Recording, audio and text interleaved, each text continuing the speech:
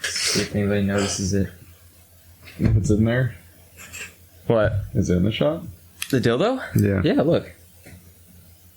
What? Oh, that one. Yeah, it blends in. Yeah. So I thought no, not the pink one. Yeah. Nah, you just put them next to each other as the dildo gallery. Well, give me the dildo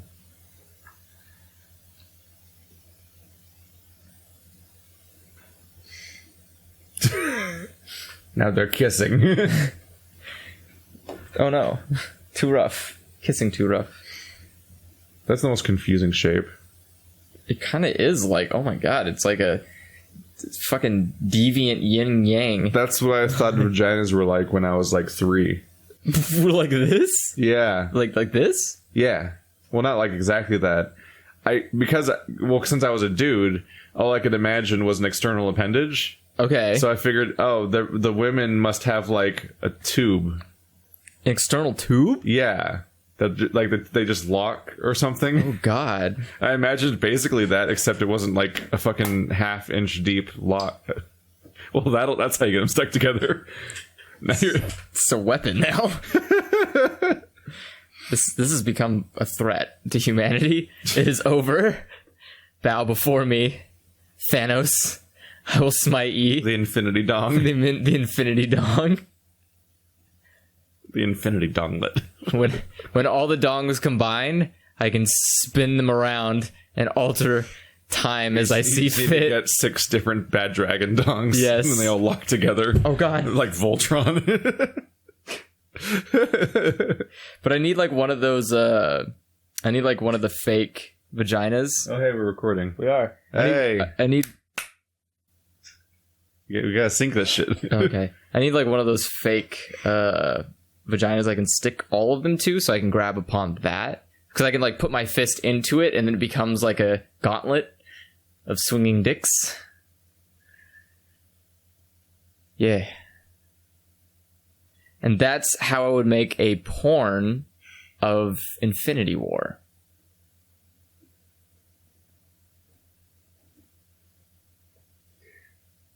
I guess the external vagina thing is going into the podcast. Because I wasn't thinking about whether we were recording yet. Yeah, I just imagined there was like a tube. Why?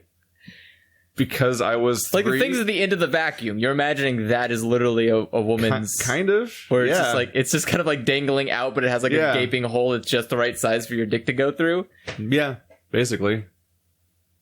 I mean, you're not wrong. It's just internal. Yeah. Like, That was my child's interpretation of what the other gender must be like. it's pretty on Is that point. this must go in the other one, so it's just must be the same thing, but something that's like an, male and female like USB connectors. I didn't. I was totally in the other camp where I thought like everyone just had dongs and we just had to like swap them with each other. That's what I thought. Like children were made via sword fighting. Yeah. Like Did I ever tell you the first vagina I ever saw had a fist in it? I mean, like in real life or the internet? On the internet. Okay. That was literally like, that was the first time I saw one. I don't even know what age it was, but it was just a reveal. It was not a close up. Okay. So in particular, Not a close up. So like No. from afar. yeah. So you like have binoculars. Like my word, what is that? It was man? I think it was either a pop up or a banner image or something. Oh, okay. And it was like if you full frame, you could see both of the people in the frame in like full body. And so like at that angle, like you're far enough away. The main thing that I took away from it was just a shocking lack of anything being there. What do you mean? Like if it's shaved and there's a fist in it and it's that far away, you're kind of just not seeing anything. Oh. It's like the body just ends and Yeah. somehow a hand is going inside somehow. And like that was the takeaway, was the total lack of anything. Yeah. Was the surprise. I'm trying to think. What was mine? And I turned out just fine. I want to Don't worry, parents. Just let your kids experience everything. Nothing goes wrong. I want to say the first vagina I ever saw was from a Playboy magazine. Yeah, I never had any sort of physical porn media ever. Didn't either. I guess technically that's not true. When I was an adult, I did, but as a kid, I never did. I only got to see it because I went boating with some family, and one of the kids like fucked up, like fell when he was skiing or whatever, or surf skiing. Yeah. Anyways, he fucked up and like just bit it really hard and like cut his nipple really badly, like almost off, almost. Yeah, I don't know what happened. He just like no, I'm just trying to figure out the context of why. Like, where's this story go? Yeah, weird turn. We cut to a strange direction. So we get into the car. So we all get into the car. We're going back home, and boy's all bitching about his broken nipple. And so his dad goes like, "Oh, well, fine. Here, you can look at this, and I'll replace your nipple," or something like that. He said like something along the lines of like, here, you can look at this nipple to make you feel better about your fucked up nipple. And so he just handed like a Playboy to him, and then the kid was just like looking at it, and then I looked over and I was like, huh, that is a lot of thing on the chest. Like, that's too much thing on the chest. What a bizarre moment. Yeah. Just across the board. I think I was like 12. And they were all, by the way, the best context for this is that these were all strangers to me. Yeah. I have never met them in my entire life. Just with some people, presumably, what, are they family friends or something? Like, how are you even in their car or whatever? Oh, you right? I've never. Okay, because I don't talk about. I don't really talk about the other side of my family, like my father's side, because it's a lot of GTA life. More or less. So the context for why I was with these people was that my dad brought me with him to a class reunion, like a high school reunion thing. Mm-hmm. And so while he was there, he met his first wife. He ran into her, and she was with her new husband and my half sister, who I didn't know I had. And so, surprise. Yeah. And so my dad came up with the great idea. He said, "You know what, Andrew? You should go spend the weekend with these people." And I was like, He just dumped you on strangers? Yeah, he just gave me to some strangers, and they put me in their car, and they just drove me to a farm somewhere far out in the middle of bumfuck nowhere. And I was just he literally just didn't want the responsibility of being a parent for a weekend, and just wanted to throw you away so he could spend time with his old wife, basically. No. Isn't that on I went with the old wife. Oh. I thought he was banishing you to like rekindle something and like just have no responsibilities and be really reckless with the No, child. It's worse. He just saw this excuse to get rid of you. Yes. And put you with a bunch of strangers. Yes. And just nothing will go wrong, obviously. I mean, I got to see boobs. But I'm just a stranger, and I'm like, why are these people? And that's how I had my first encounter with porn. That was also my dad didn't want to be a dad for a weekend. Yes, but the best part was that was also my first encounter with a waterbed, and waterbeds are cool as fuck. I was so happy because my half sister had this like awesome waterbed, and she was like, "Oh, do you want to like instead of sleeping on the couch, you want to sleep with me?" I was like, "Well, I don't really know you. You're a stranger, but you know what? You got a waterbed, so fuck yeah!" So I jumped on that thing, and it was crazy. I jumped on it and then laid down, and I think it was like 15 minutes later that it stopped wobbling. And it was awesome. Is that a good thing? It was great. The bed doesn't stop moving? Okay. So here's the thing. As a kid... I've been going the opposite direction with beds, where I want maximum not movement. Like, make it the shit out of, like, multi-layered foam. Okay, so I want to be able to not spill a drink. There's two things about this. One, as a kid, that's awesome. Because beds are boring, and it's a place you don't want to go because you have to sleep, and you kind of don't want to because you're, like, really hyped up on doing not sleep. So a moving bed is like, whoa, I could still be hyped, but also sleep. And this is how you grew into a not sleeping adult. Yeah. Two, they are very fucking impractical for every other use besides being a child. Yes. Like, having sex on a waterbed is probably the most hilarious thing I've ever tried to envision in my head, because every thrust is like the Titanic, where it's just like... Titanic. It's because all you're doing... That sounds like a rather self-flattering thing to say. No. Every thrust you do is like... It's like the Titanic going... like going straight up and sinking down, because like every thrust is going to take the whole bed. Like the whole bed goes with the thrust, and it's like, if anything, at least like, okay, maybe the whole bed won't throw you a solid 90 degrees, but like you're gonna throw your partner off of you on accident, like just the sheer force. Throw them off. Because like either the worst case scenario is Wouldn't either you just move less to compensate for the increased because reaction? You would have to. It'd be like fucking on the moon. Yeah, like you can't. No, because like you just gotta compensate for the amount of movement involved. That would be boring. No. It's basically, and also you can't have too much force on it because you could pop the waterbed. It is like a poppable thing. It's not like made of tungsten steel. Like thinking about the fucking on the moon comment just made me think of like, I think it was Cube 3 Hypercube. I think was the one where it just got peak levels of stupid. And I think there's a guy and a girl that couple off with each other and Cube 3. They start spinning in the air in a no gravity cube. And fucking until they mummify. Mummify? How? I don't know.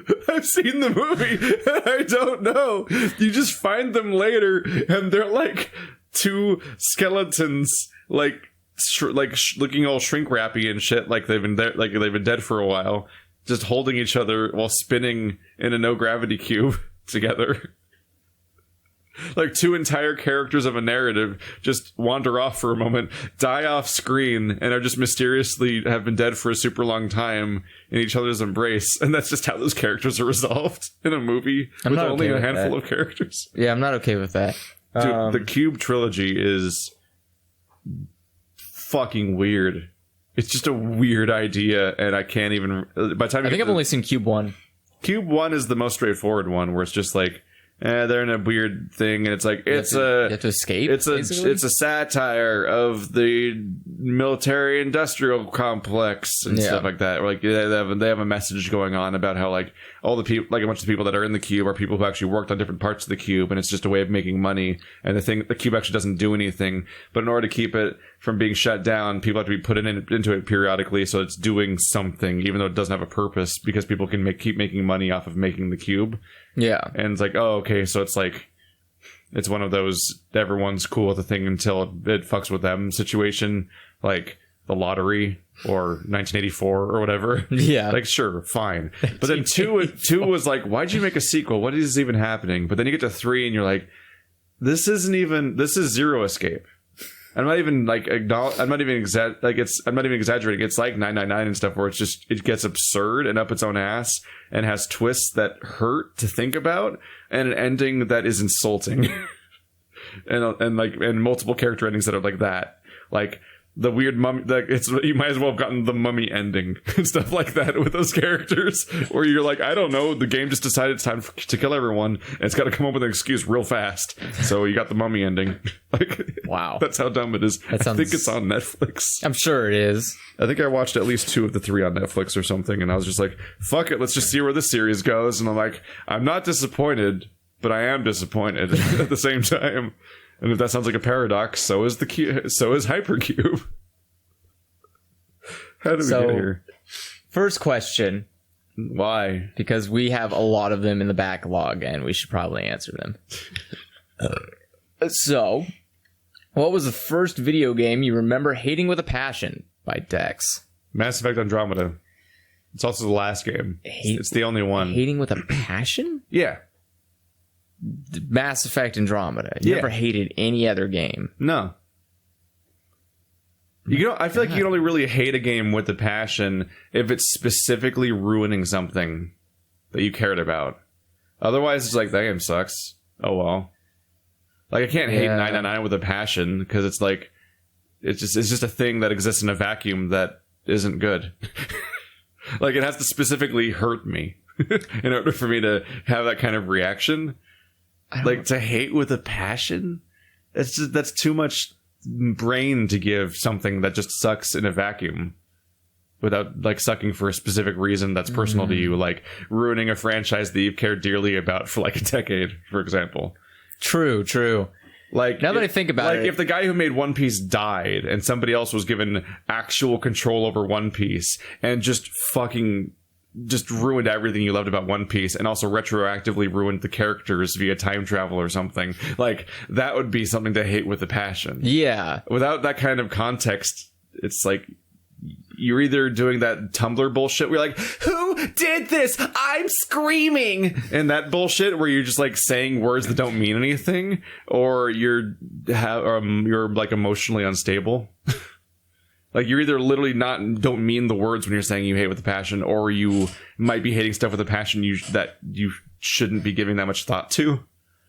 By the way, I hate that stuff. I'm so sick of people like speaking exclusively through massively inflated, exaggerated terms, so they can't even like tell what level they're actually supposed to be on with their comment. What do you mean? That Tumblr type comment, basically. Like I get comments like that, and I'm like, I can't tell what level you're actually on because you're on like imaginary dialogue mode, and I'm like, are you? It just sounds like people are wildly indignant about stuff, and they're like, I don't know why you're reacting like this. This wasn't even supposed to be like rude or anything. I'm like, did you read the words that you did?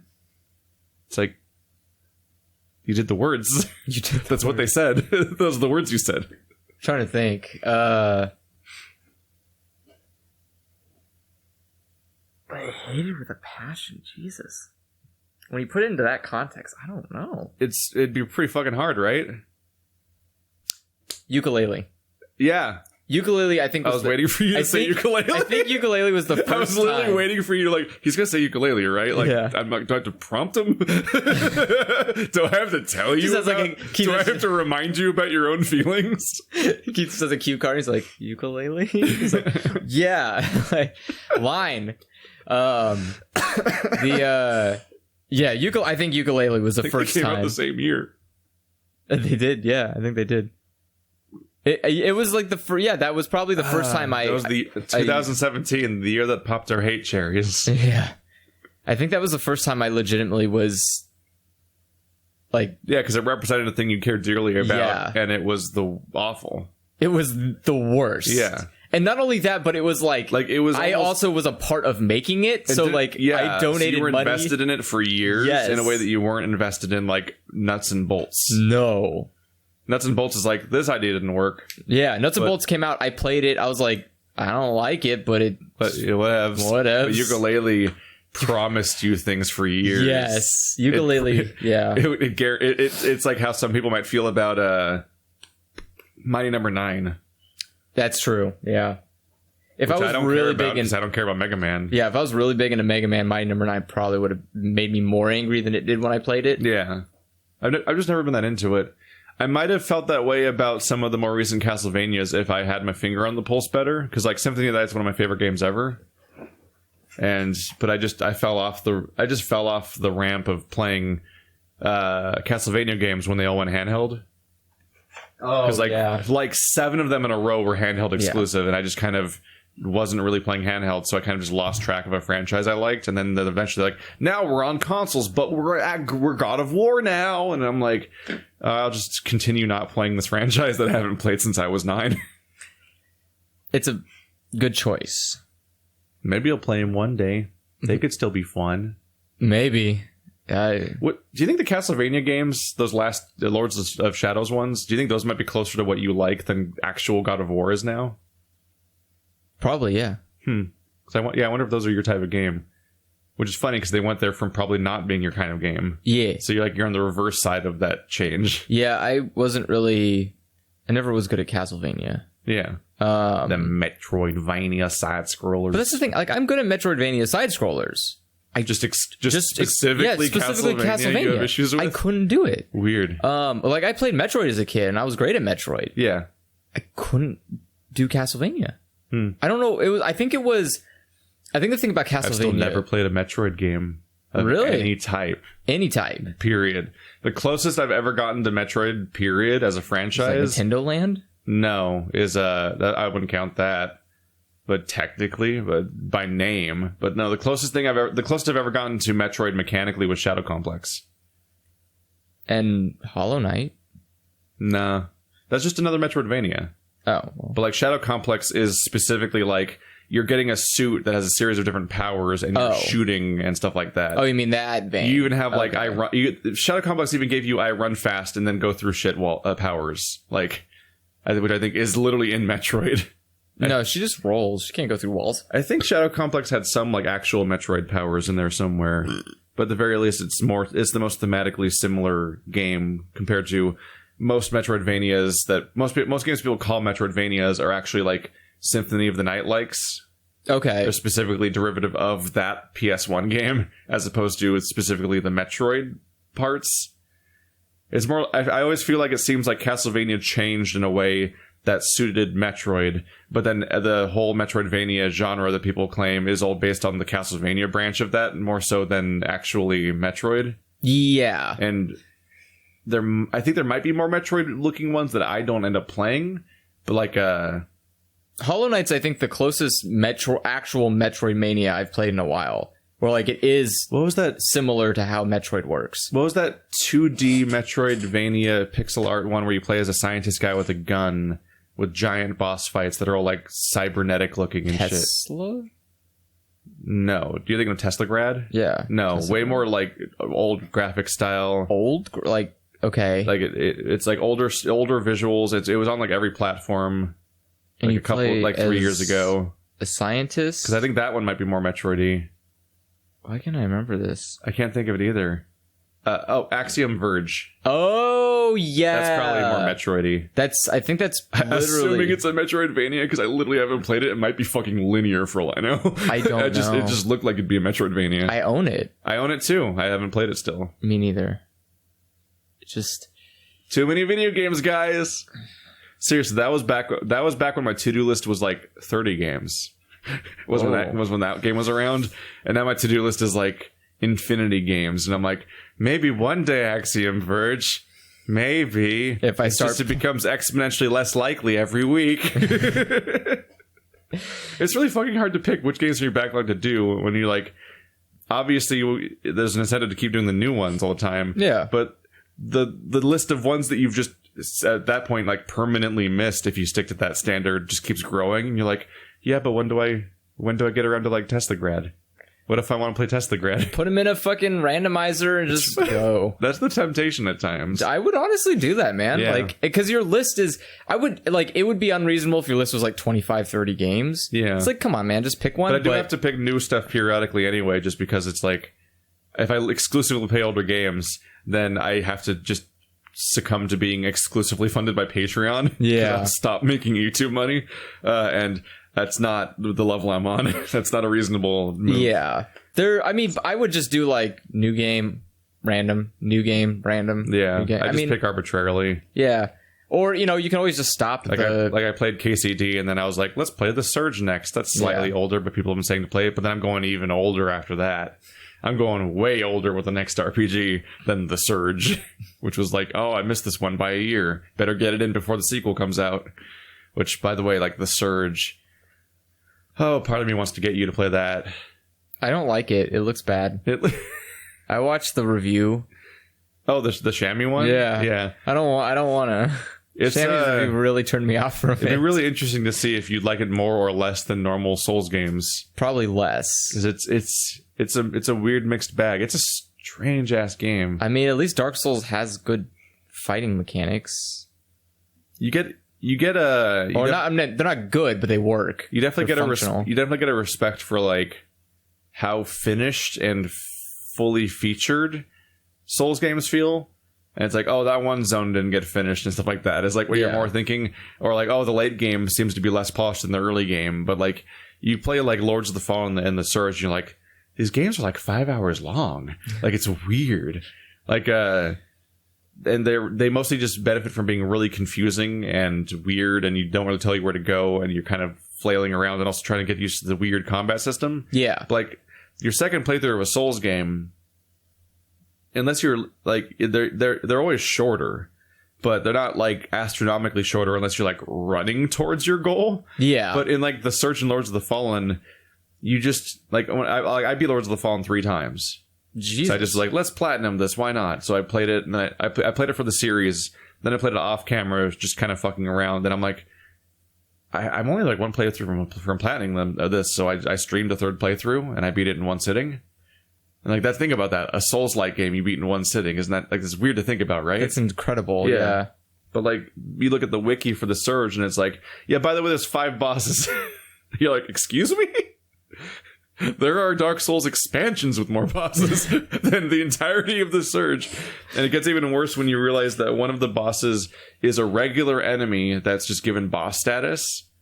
Perfect. Like a normal Diablo normal, style, like a normal like copy of you style enemy. That's just like a PvP invader practically. And his gimmick is he keeps summoning the first boss over and over again. So it's like a double whammy of recycled elements for an entire boss fight in a game that only has 5 boss fights. That's like, it's a bummer impressive. How much Dark Souls 1 reuses the Asylum Demon, but at least it had like 20 bosses. I mean, at least it colored them differently. At least it had like 20 bosses as opposed to being like, and here's the first boss, but you got to beat it like 3 times in one boss fight now. Yeah. It's like, but that was 2 bosses ago. I've only beaten 2 bosses since then. I mean, but it was really impressive how in a game that only has 5 bosses, one of them manages to be Bed of Chaos. The Surge has a Bed of Chaos boss. Oh, is that the Shammy review is the claw thing? Like, the claw thing. It is straight up like you're just rushing into it over and over again and dying instantaneously and being like, the fuck am I supposed to do here? Until you finally get through it and you're like, that wasn't satisfying and that was clearly not a good idea, but they just kind of left it in probably because they were out of development time. And like, well, we can't have 4 bosses. Or at that time they might have been like, well, we can't have 3 bosses because they didn't have the idea to recycle a boss yet. Jesus. So that might have been their 3rd boss they were making. I'm hoping that when they finally make sequels that'll be like, oh, we laid the groundwork, so now we can make content for our games. Because they made a first Lords of the Fallen game and a first Surge game, and they've announced sequels to both, but they've not made they announced the Lords of the Fallen sequel like immediately and it still hasn't come out. And it's just been in limbo. But when they announced the Surge sequel, they're like, yeah, it's coming out next year. Like next year? Yeah, it's 2019. So it's like, I think this is 2019. And it's like, okay, so they must have like a timetable for this.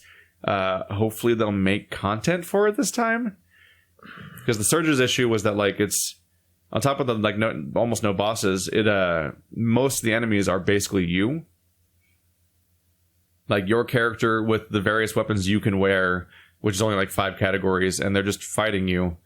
And they just it's like an early access game or something. Yeah, like it's just they're all just copies of you basically with different armor and shit like that. But the weapons there's only 5 categories of weapons, so they're just using the movesets that you use, and they're attacking you. And they like the challenge comes from them all having basically just better stats than you.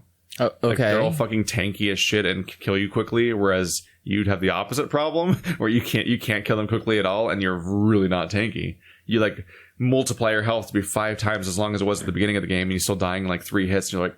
Just watching the number melt. Just watching that whole number melt. Enjoyable.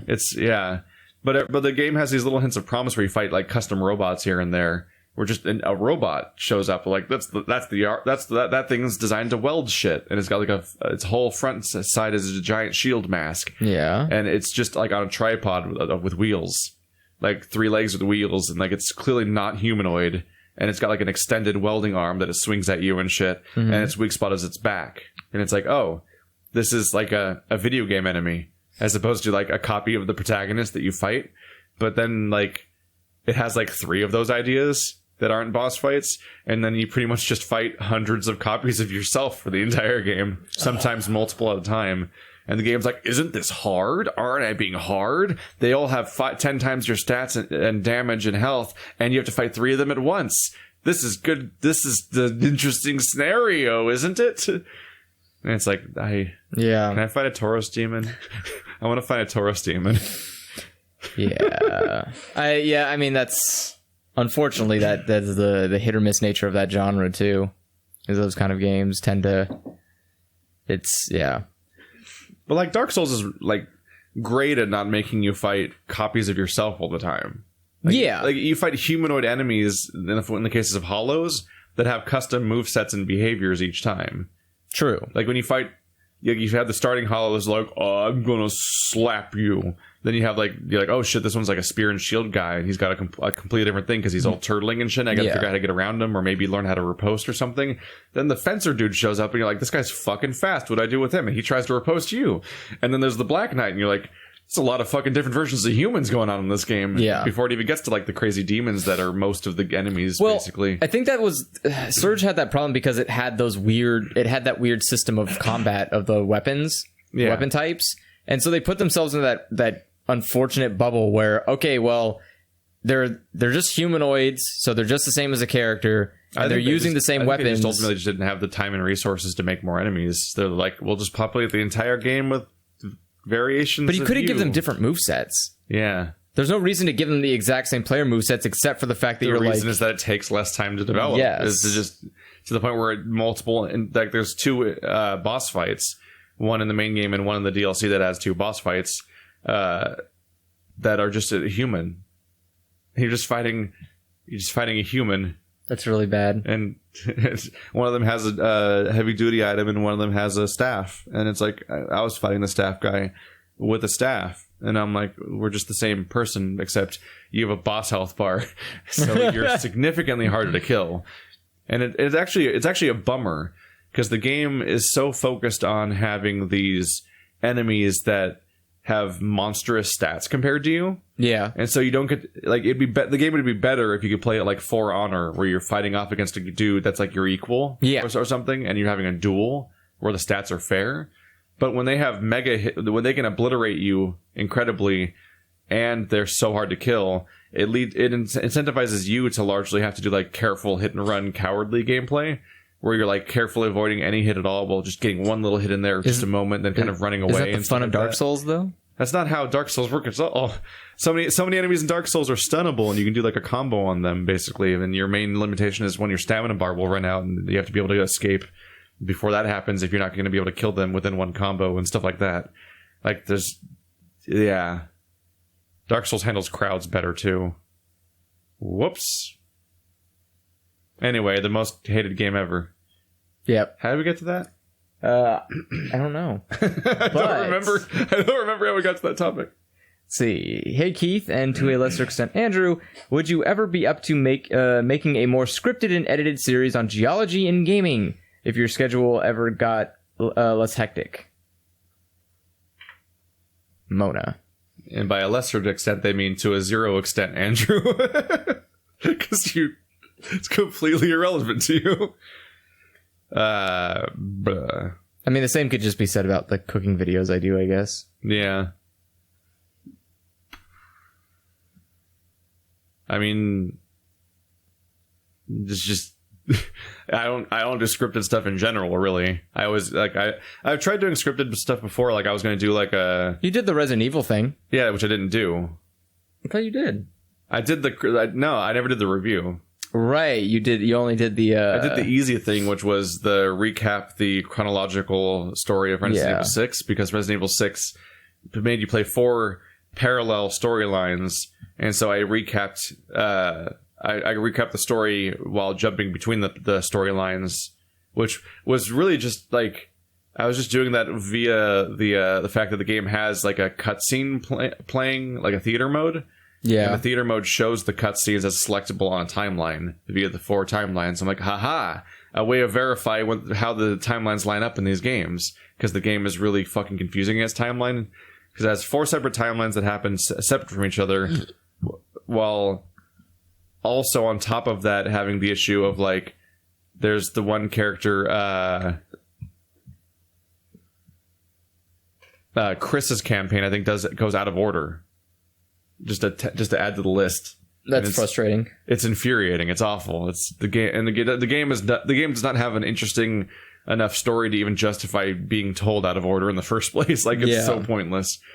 I got that one done, and that was supposed to be as a prep. Like, as I was like, I'm gonna recap the story of the game to help the review or whatever, and I just never made the review. I had like pages and pages of notes and all this shit, and one of the things that stopped me from making the video was just the idea of like, well, we don't have an active audience, so almost no one will watch it. But then like I put all this work in, and then like the people who will be finding it are people who search a game generally, which would be people who like the game. So I'm just exclusively going to be getting Resident Evil 6 fanboys getting mad at my review of Resident Evil 6. Basically, like when you don't have an audience, that stuff like basically doesn't work. But it was just so much, and it was just so much time for something that I didn't think was going to ultimately be good anyway. And I was just like, I just got demotivated by the whole thing.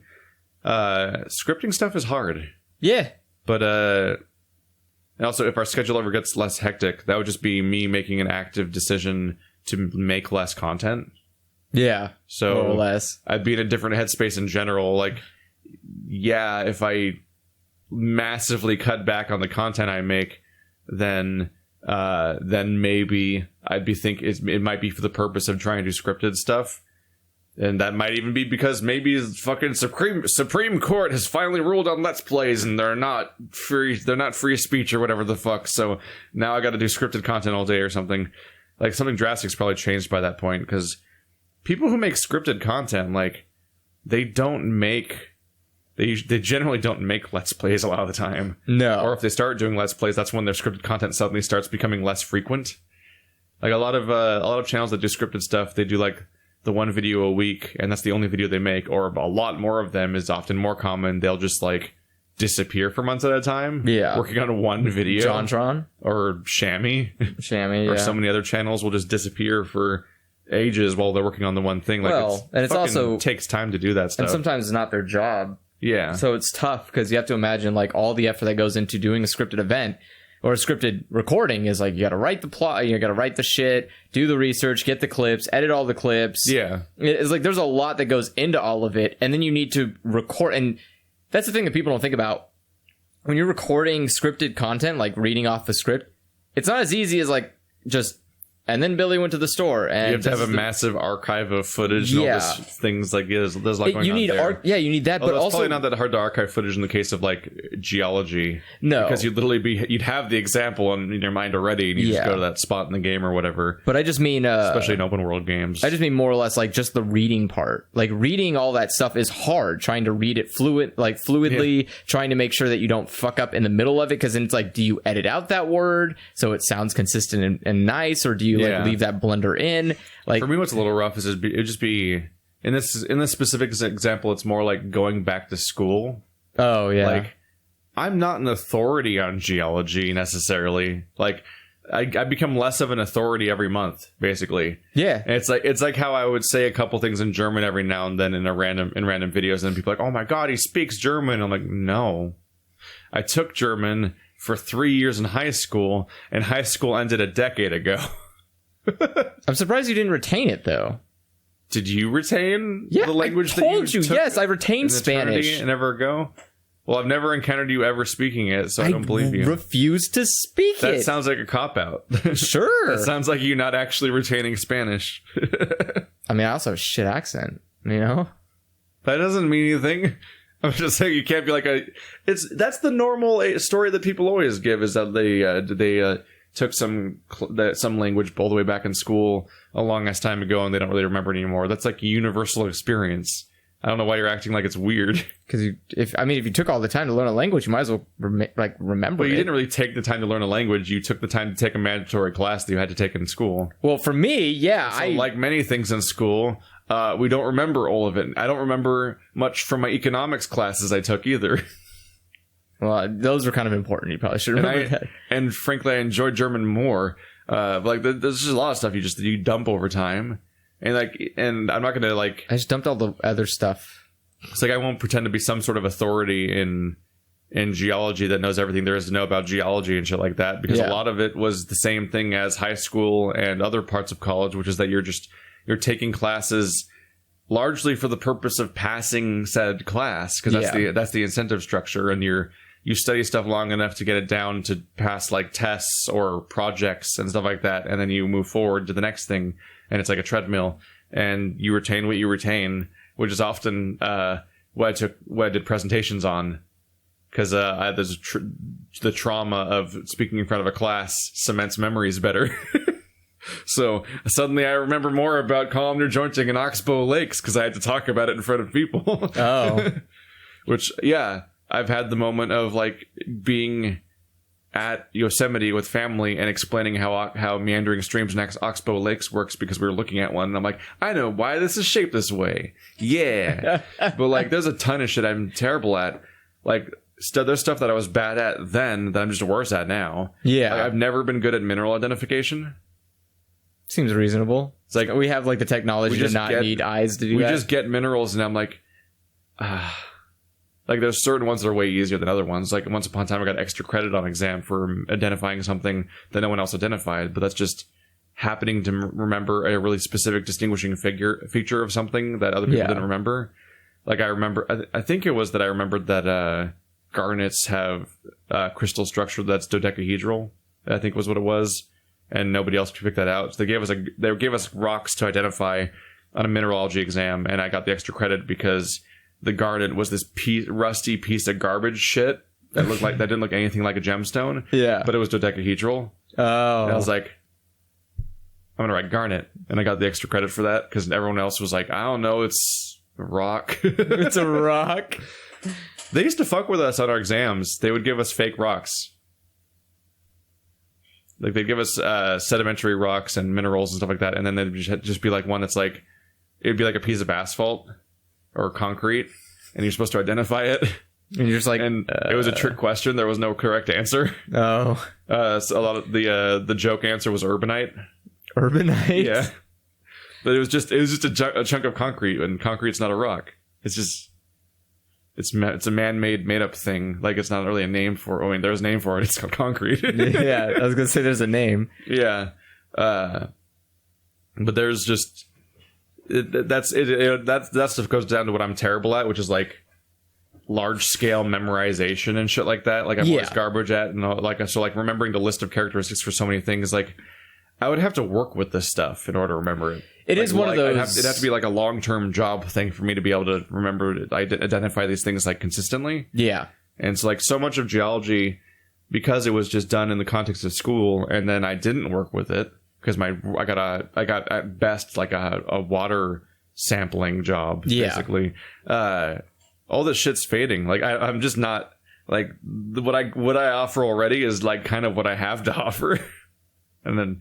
Like to the point where like I remember we got the sample and I was like I literally didn't know on the spot whether that sample we got from the PO box was like a real rock or if it was like a weird like made in China like mold or something. Yeah. Like I was like I don't know. I'd have to commit to checking this out. Also, it's quartz, so the first way I try to check it would be seeing how hard it is, and that can go really bad at just like let's just break our PO box gift. Oh, that's not a Mohs hardness scale of 8. That's this thing's made of I don't even know what a shitty fake plastic would be, but fake plastic. Fake plastic. It's kind of a redundant thing to say, right? Yeah. But I toyed with the idea of this a little bit because I read the email a while ago. And my like hypothetical idea of this would actually be more like the idea of like sitting down with one of my old professors and like doing a let's play with them where we tour a location and they provide insight and then I edit that down or whatever. That'd be kind of nifty. It's a fun idea. Yeah. It requires the cooperation of a third party that has nothing to gain. Yeah. Well, teaching tons geology. of resources of moving stuff around and setting up like essentially a studio for somebody. Yeah. And also leveraging contacts that I basically don't have. Like, hey, person I haven't been in any touch with, you want to just lose a day? It's but that's my closest idea of that kind of fun idea. I'm sure you could find like a professor who'd be interested. Yeah. Yeah. It's rough because it's like even then at best it's like it's a project you would just be doing for the sake of it. Yeah. Because like it definitely won't do well. You don't know that. Dude, it could. Dude, it could. There's stupider shit that does well under the same guise. Like, yeah. I mean, fucking cooking videos are retarded. But like, there's a million of them on the internet, and they get a lot of views, and I don't know why. Because they've been doing well for you. Yeah, they've been doing even better than my shit. And Check out Cooking with Andrew. It's not. I still have it. It's not that great. It's on my watch list. Why? It's just me being bad at cooking, basically. Yeah. Just not knowing what the fuck I'm doing. Maybe people like to watch you do things because they care about you, Andrew. This is gross, though. Then why does no one watch the podcast? Oh, shit. Doesn't the podcast do better than your Let's Plays? Sometimes. I think just whenever they have a chance to see you, the videos do better. It's weird. Why? I don't know. Maybe they care about you. Why would seeing me be equally caring? Because the things that are about you are the ones that do better than the things that are about video games. That's weird. Did all your vlogs do better? It might have, yeah. Disgusting vlogger. Yeah. Well, I've always felt gross vlogging. Vlogging, I like when we tried doing vlogging, half the time I would delete the video within 24 hours because I'm like, no, this is all a mistake. It's bad. I mean, I feel like it's less bad when, like, for me, it was less bad because I was always vlogging with somebody else. Yeah. Usually, I think like only I just one never had of them. anything to vlog about. That's the hard part. Mm-hmm. I was my goal was to do a vlog every day that I was in France, but I literally couldn't think of anything to talk about. Hey, it's me. I'm still in France. Yeah, it's like, hey, it's me. I'm still alive. I'm here. So I would just talk about, like, I would basically just try to record whenever I could. You know, like whenever I was like, oh, this is a fun situation, or we've got a fun group going on. Let's just record. Yep. But like, otherwise, I don't know. I just like staring at a camera, like, I'm skiing today. Because you have these moments of like, there's elements of vlogging that make you feel like disgustingly narcissistic. Yes. And so when you just start doing it, especially in public, it's just like, what do I have to say? And also I look like an insane person. Like to this day, even though like I've been watching Vlogbrothers just for like a decade, I think, like an incredibly long time, to this day, I'm just like, you are just talking to yourself in an airport right now. And I'm like, I don't know how you do that. How do you bring yourself to do that? Like most of their just don't have shame, I guess. Like so many of their videos are just in their house, but every now and then they're like they're at an airport or they're in a store or like they're in public, and I'm like, how are you doing this? How are you just in public being an insane person? I think it's just like you just have to. You envision yourselves as if you were talking on the phone with somebody else. It's weird. And so I think that this is just a FaceTime conversation. Yeah. I swear. Like, I think that's how you have to do it. Like, in your head, you tell yourself, like, this is just a FaceTime card. No one's going to think I'm weird talking to my phone because it's like... I would literally never think somebody was normal for having a FaceTime conversation. I've never witnessed one. What? I've never witnessed a single person in public ever go on FaceTime.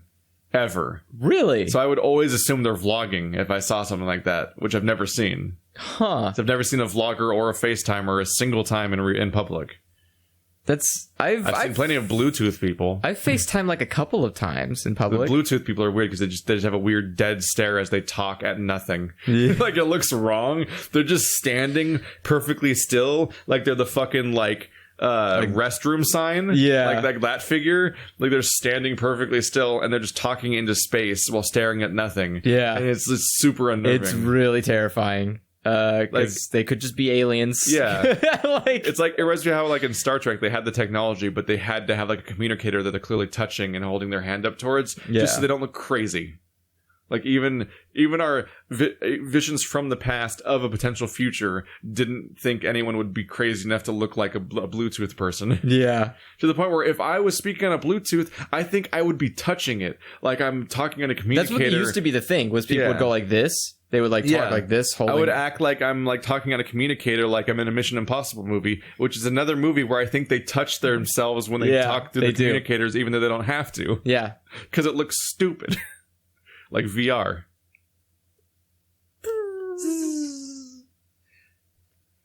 But yeah, I don't know. I thought about VR again. I think about it a lot just because it's a toy I don't have, and it's and that's just people interested. You sound like a child, or it's like everyone else has this toy and I want it. The smartwatch. What do you mean? It's just what happens. People are like, that's the thing, and the longer you don't have it, you're like, I kind of want the thing. Excuse you, I needed this. No, It's very important. Yeah, it was. Bullshit. I needed it. Smartwatches have no part in society. They do. Besides making yourself look obnoxious and like you don't value the conversation you're having. I don't. Because you check your phone by checking your fucking watch. Like, you're like, when is this fucker going to be over? It's great. I love it. Because then I could also do like things. You managed to replace checking your phone with something that looks even more insulting to whoever you're around. Like it's actually the worst. I am very good at that. Like it's the same idea with VR. It's just like it's a thing I don't have that exists, and so it's endlessly tempting just to get one. Yeah, it's like you just have a need to like. I just want to own it because I clearly it's worth owning. I had a Kindle, and the Kindle eventually just died. Like it died forever because I didn't use it for too long, and the battery's permanently dead or something. I don't know. It just literally won't charge or turn on or anything. And the moment I realized that, suddenly I wanted a Kindle. What? Yeah. Or I don't like, know how- my or urges like, are or not- like I think about getting a 3DS converter thing for work sometimes that has like an HDMI out. Yeah. Even though I literally haven't turned on my 3DS since Animal Crossing New Leaf in the 1 week it took for me to realize I don't like it. I was like, ugh, Animal Crossing sucks. So like, I don't even know where I'd put VR, but like I was thinking about money recently, which made me think about VR, and I'm like, God damn it. And the reason of that was that I got invited to BlizzCon.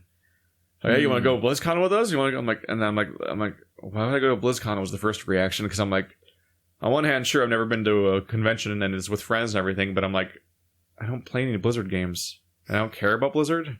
I'm not in the Hearthstone Overwatch bubble of any kind. I very occasionally log into WoW, and then we forget that WoW we don't play WoW, and then we go back to not playing WoW.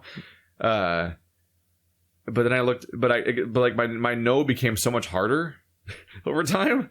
I just had a default no of like, why? But then I looked at like the actual like what it'd be like. Like, first of all, I'd have to set up like practically a week off of work. Yeah. Just setting up all this time of not being able to work, which like that's like I should take vacations, so that's not the worst thing ever. But it's just like I do have to like work harder to. You have to work harder to take that to make the vacation. time for open. Otherwise, I'd just be turning my channel off for a week, and that doesn't go well for people who do that. Yeah. Because people who are.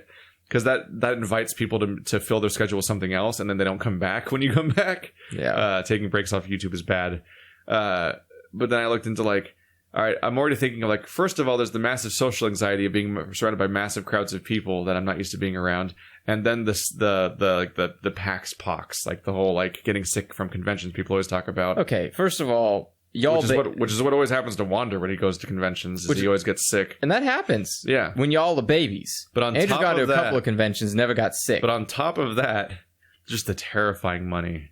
Oh yeah, it's a lot. I was like, how much is a BlizzCon ticket? $200 for the fucking ticket? Yeah, and that's before you even factor in like the hotel cost. Well, I think that's the whole weekend, though, right? The ticket is $200. Yeah, but I'm saying the ticket, the BlizzCon is the whole weekend. But then because you don't live in like SoCal or wherever it's set, you have to deal with like San Diego. You have to fly there, you have to stay there, you have to get food there, and suddenly you're like, this is like a few days that's going to cost $1,000. No. Yes. $1,000. I've checked over and over again, like a bunch of different people's accounts of how much the weekend cost them, not even counting like buying stuff at BlizzCon or anything. And I've checked with Marty about how like what their expenses are and stuff like that. And I'm like, holy fuck. Are they staying at like a hotel? This is like, if I went to BlizzCon, it would be like the biggest expenditure I've ever made, with the exception of paying off my car.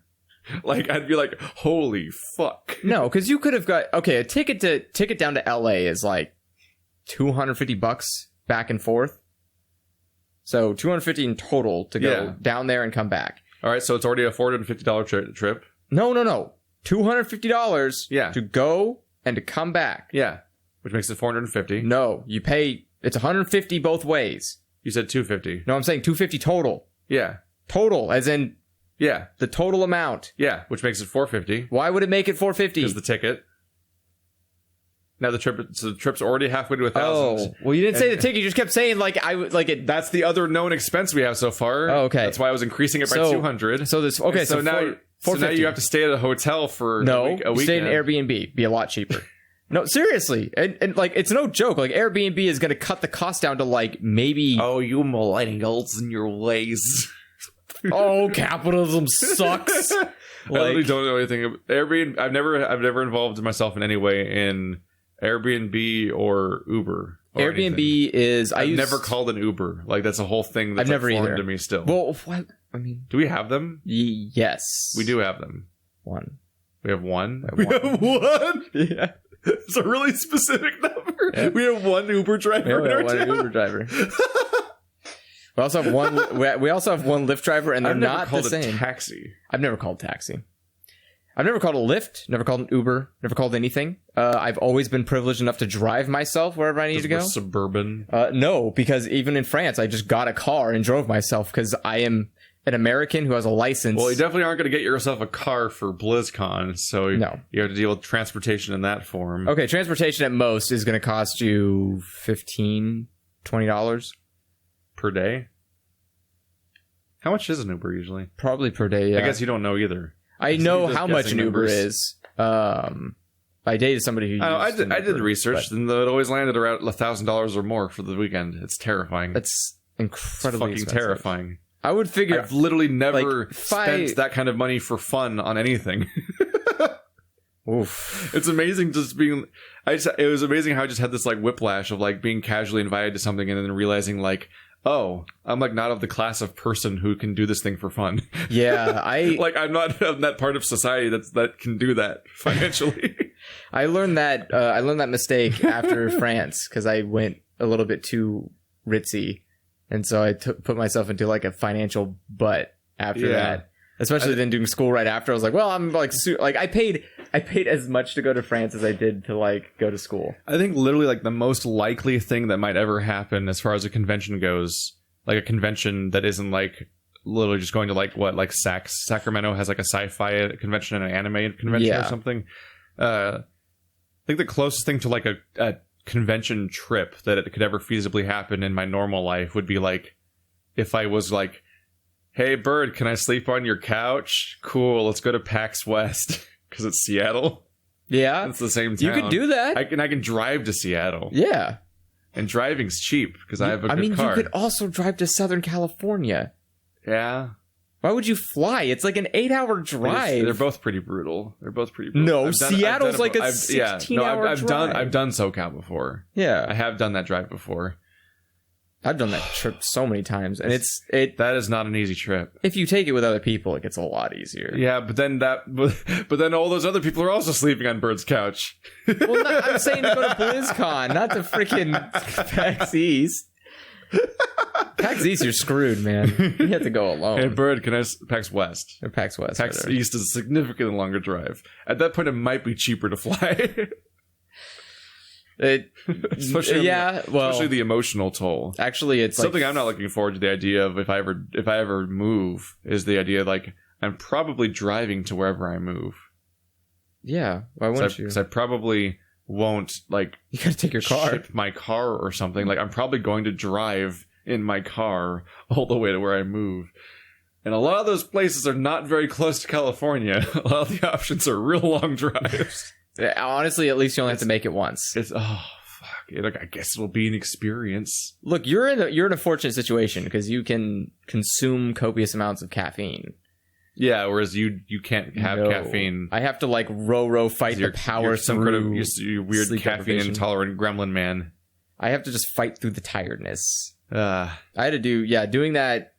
Every year, I think is going to be every single year. I always think this is the year I'm going to move, probably, and it's never true. But it's got to be in my future. I think just because everywhere else is cheaper to live, and my income doesn't change. Yeah, it's insane to stay here, but the hurdles involved in moving are rough.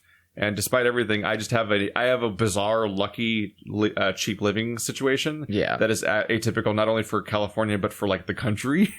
So like. I don't know if I'm not convinced I can make them enough money to actually move somewhere. I think I'd have to have like a coordination of like, hey, me and a roommate, let's go move to this state together is basically the only way that I move somewhere. It might be. It just depends. We have to split an apartment. No, because you could get a studio. Yeah. Because you don't actually need a bedroom, do you? Like a bedroom is like you normally have a bedroom with the assumption that you'll have people over to hang out inside of a living room. The problem is that whenever you find a low-cost place, those are the places where they're like, by the way, someone gets shot here every week. Well, Yay! not in a different state. In a different state, like studio apartments will be cheaper just because you're not in California. Like you'll go find a studio and you're gonna be like, what? $300? Then party still wants to be choosy, right? Because you don't want to go to North Dakota. Part of you is like, let's look at those cities that have Google Fiber, huh? Kansas is a pretty cheap place to live. Kansas City is one of the first places to look at because it's Kansas. It's cheap as fuck. You just got to worry about tornadoes every now and then. It's no biggie. How often does Kansas get tornadoes? We actually had to cancel a Stardew session recently because Wander was getting tornado warnings. It's actually a thing that came up. Okay, well, maybe not move to Kansas. I think he was in a tornado shelter. What? Yeah, I think he went into yeah. So he had to like leave his house and go into a tornado shelter? No, I think they were out. I think they were out at the time. and then went into a tornado shelter instead of go home because of warnings. I think that's what happened. Like, the warning came out while they were out and about. I did get a tornado warning when I was in Folsom once. I was like, I don't believe you. I literally just ignored my phone. It was like, I don't believe you. Because my phone gave me a tornado warning in Folsom. I'm like, oh, fuck off. I can't even picture what the fuck a California tornado would be like. I was like, you liar. Like, what is it? Just a very fat guy in a field going like... I just expected my phone to be like, April Fools! I was driving home from the movie theater, and it just fucking gave me a tornado warning, and I'm like, I don't even know what to do with this. I'm from this state. I remember like that one time it got really windy in LA, and everyone was like, it's a tornado! And I was like, you fucking people. That's not what tornado means. No, but it was just like... You can't be like, what's wind when you live in a coastal city? Like, no, because it was like really... It was like really fast enough to like almost be a tornado. It was literally building to be a tornado, and then it was like it couldn't touch down. Can't tornadoes just happen without being fast too? Like, yeah, speed isn't necessarily tornado; it's just speed. What? Science with Keith. But the yeah, it's like whenever it's the same notion when other people in other states, like Midwest states, have earthquakes. Yeah, and they go like, "Oh my golly gee," and we're just like, "Ha ha!" It's like, you had an earthquake. That's pathetic. When like California... Have we talked about that before? What? Earthquakes in California? No. When you're a Californian on the internet, California, you always hear from people that say shit like, "How do you live there with all the earthquakes?" And it's like, I've never felt an earthquake. Really? Yes. Are you serious? You've never felt one in your life? Almost 30 years. What? And I've literally never felt an earthquake. I've been in 2 of them. I've seen an earthquake. What did seen my ass? What I literally saw an earthquake I wasn't feeling. Which is that I was sitting at my computer, and my computer monitor started going. I'm like, the fuck? I'm not kicking. And they're like, oh, was there an earthquake? And I'm like, sure. Sometimes you hear like about people hearing like, oh yeah, we heard the dishes rattle. It must have been an earthquake. Like old people? Yeah. We heard the dishes rattle. Like it is must have been a 2.0. It is totally uncomparable to, like, for example, what's happening now in Hawaii, where like the earth is opening up under their cities and stuff like that. And I'm like, sometimes you hear that there was a vibration of some kind. Yeah. So there have been a couple of big... I've had more encounters with lightning than earthquakes. I'm surprised you haven't... We've had 2 earthquakes in this area that were really high earthquakes. Not enough to have literally any impact on my life. That's impressive. We had one... I remember we had one that was a 4.5. And I remember specifically I was laying on my bed and... Must have been a 4.5 out of 10. I mean, it is a scale out of 10. You're right. Is it out of 10? I don't think it is. Yeah, it is. I think it's just an exponential scale that could potentially go forever. Except for the part where it's exponential, so it gets real hard to go higher. I'm pretty sure if there's a 10.0 earthquake, like shit's going down. That's Ragnarok. Yeah, I think like Australia became like when we have a new Australia. And Australia. Like Russia and Europe are just split up. By the way, it always bothers me when people talk about California like splitting off of the United States. Like, that's not even the direction that fault goes in.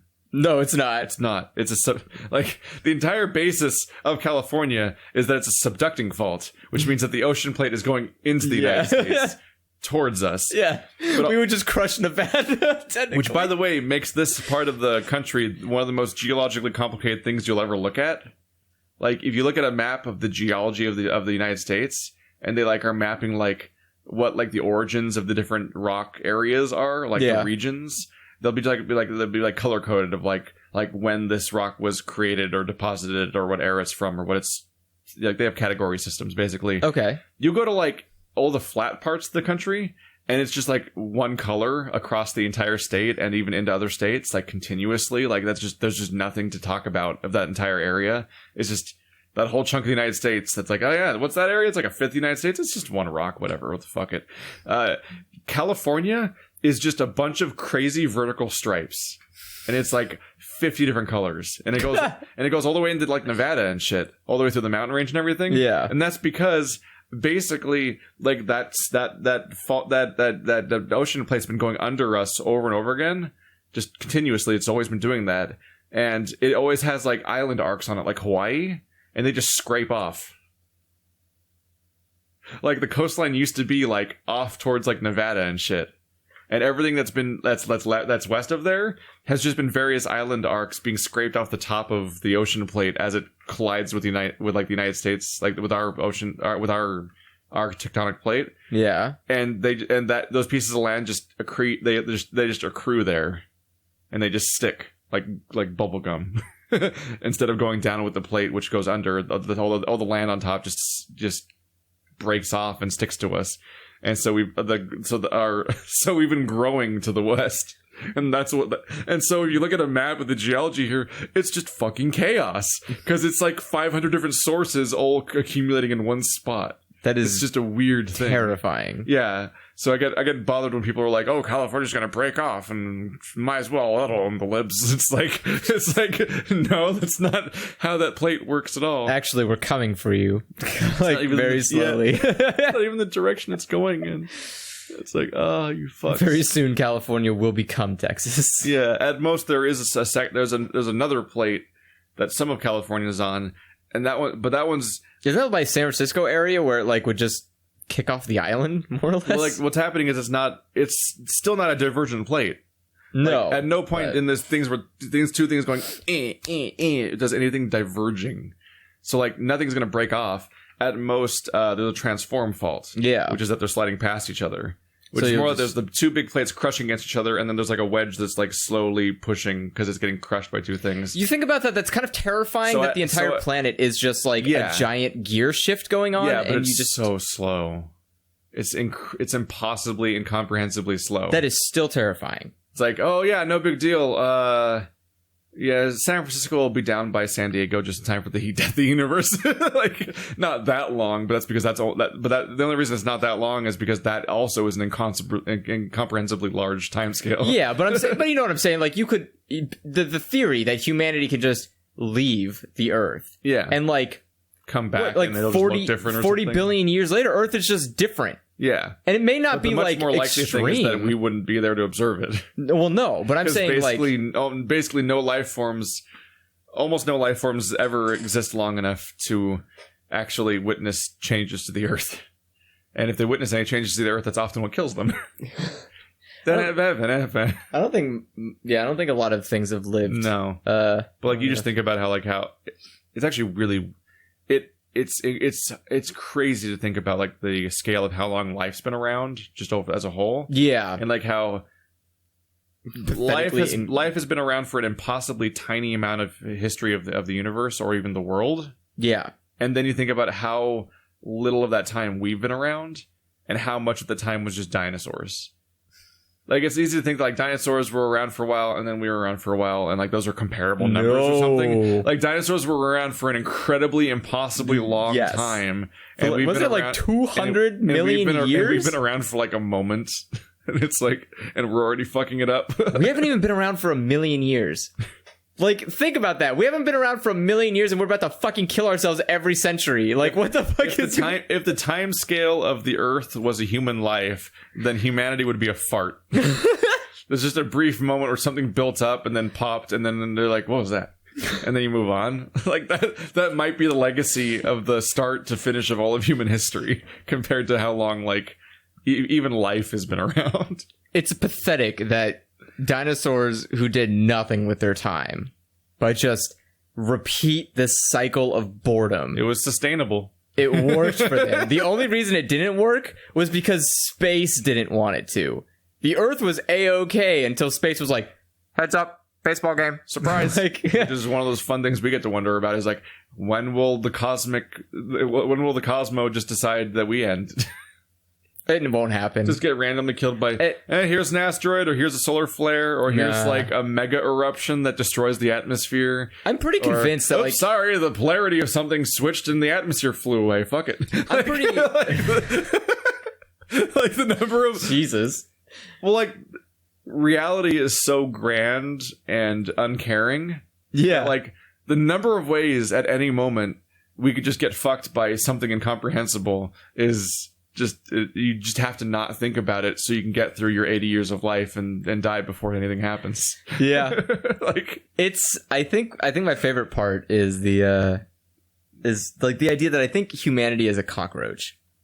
I think no matter what, you think we'll stick around? There'll always be remnants. I mean, we like to aggrandize ourselves about that in all of our fiction.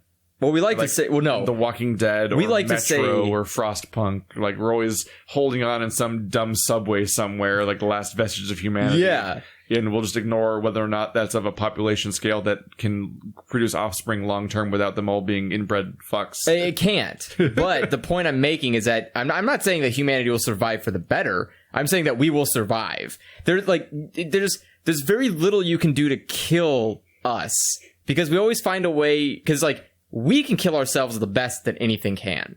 We can do it more efficiently, faster, and better than anything the cosmos can throw at us. But we haven't yet. Mm-hmm. And that's because we're very resilient to death in that scheme. Did I talk to you before about how Far Cry 5 deals with, like, doomsday preppers? No. It's weird. The villains of the game are a doomsday cult. They think the world's going to end. So it's just Jamestown? But without the suicide? They think the world's going to end, and they're, like, converging everyone to, like, these 3, like, mega bunkers and everything like that of their religion, and they're kind of just massacring everyone else because they really don't have a coherent stance across the board, really. Because they have to be evil, massacring, murder people, otherwise there's no one to fight in the Far Cry game. And they just took those two ideas and didn't bother thinking about how they would mix together and just took them both. So because video games don't really make sense. But here's the issue, is that, like, the game's full of stashes and stuff like that, and, like, hidden stashes you can do to do your world exploring and stuff like that, and get rewarded for that. And they're pretty much always in somebody's doomsday bunker.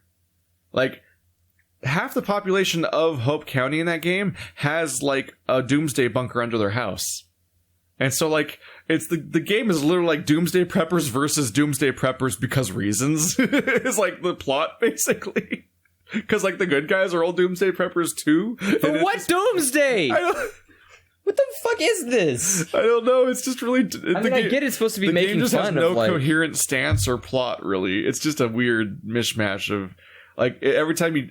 Like, they do the thing where, like, every villain in the game, like, gets in these cutscenes where you can't do anything, you're just sitting there waiting for it to play out, and then just monologuing at you with their ideology, like they have in the last, like, 2 games. Yeah. But they say nothing.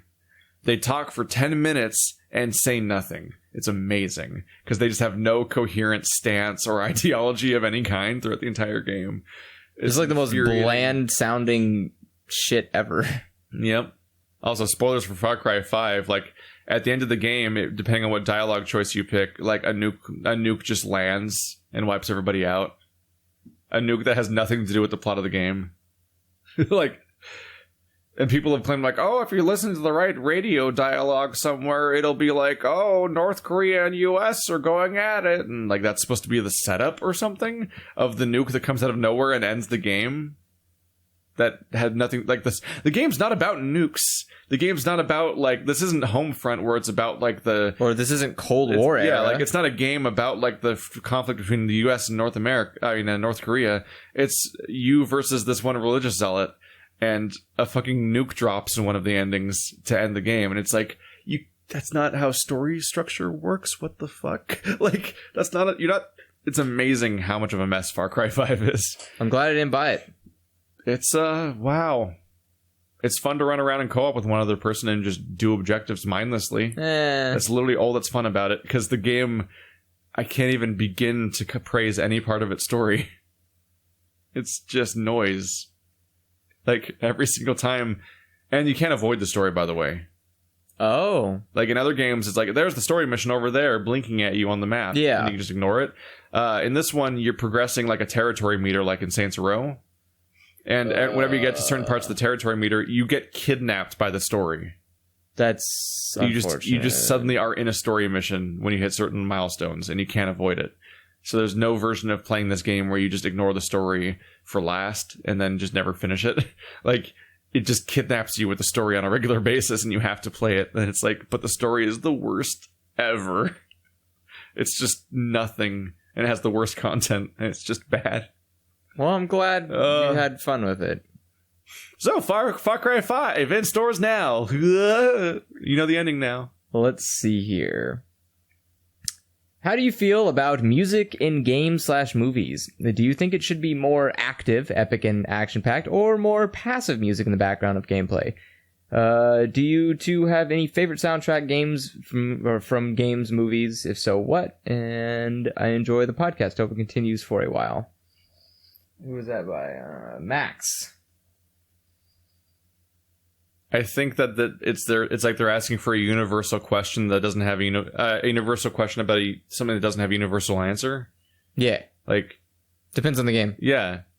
The music should fulfill the purpose that it's supposed to fulfill in a game, which is highly variable. I get what you're saying, though. In some sense, I know you're not saying in a blanket statement like, do you want do you want The Last of Us to have like 80s action music going on 24/7, or should it have like the Castlevania soundtrack? Yeah, different games are going for different things. Yeah, I get you're asking that. I would say personally, I find passive music better. I enjoy passive music in a game more than I like I love the soundtrack for Doom, but I don't like it. But the soundtrack for Doom only works because because it's Doom. Yeah. But like I don't want if you put that soundtrack in Far Cry or Last of Us technically has a soundtrack throughout the game or or audio design or atmosphere or something is happening. There's a soundtrack. The moments where guitar comes in is like the end of the prologue / title sequence and stuff like that. Like there's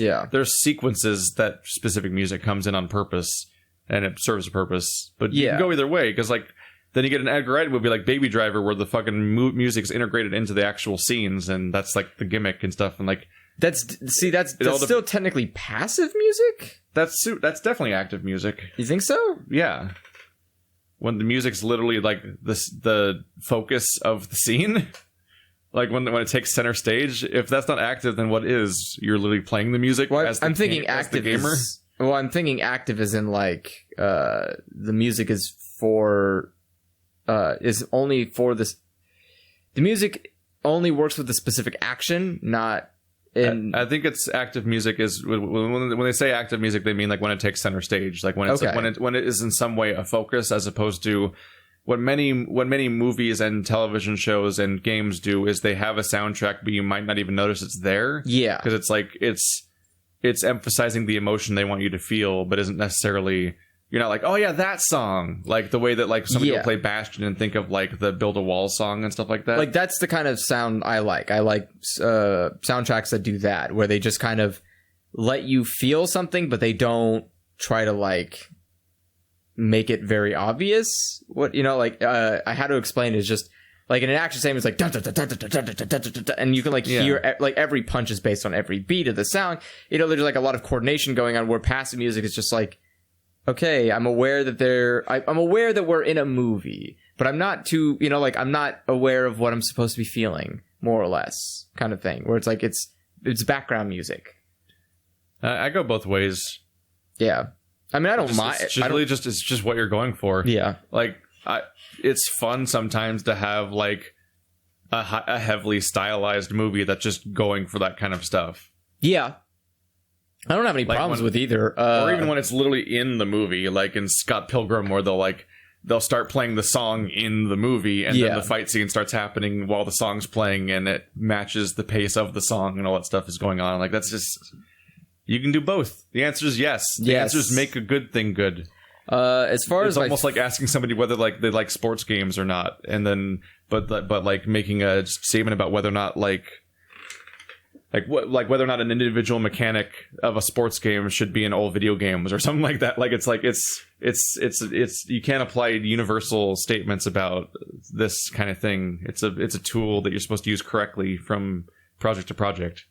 Yeah, I would say the answer to the second question, I would say my favorite soundtrack right now, because I mean, I don't think I have of all time.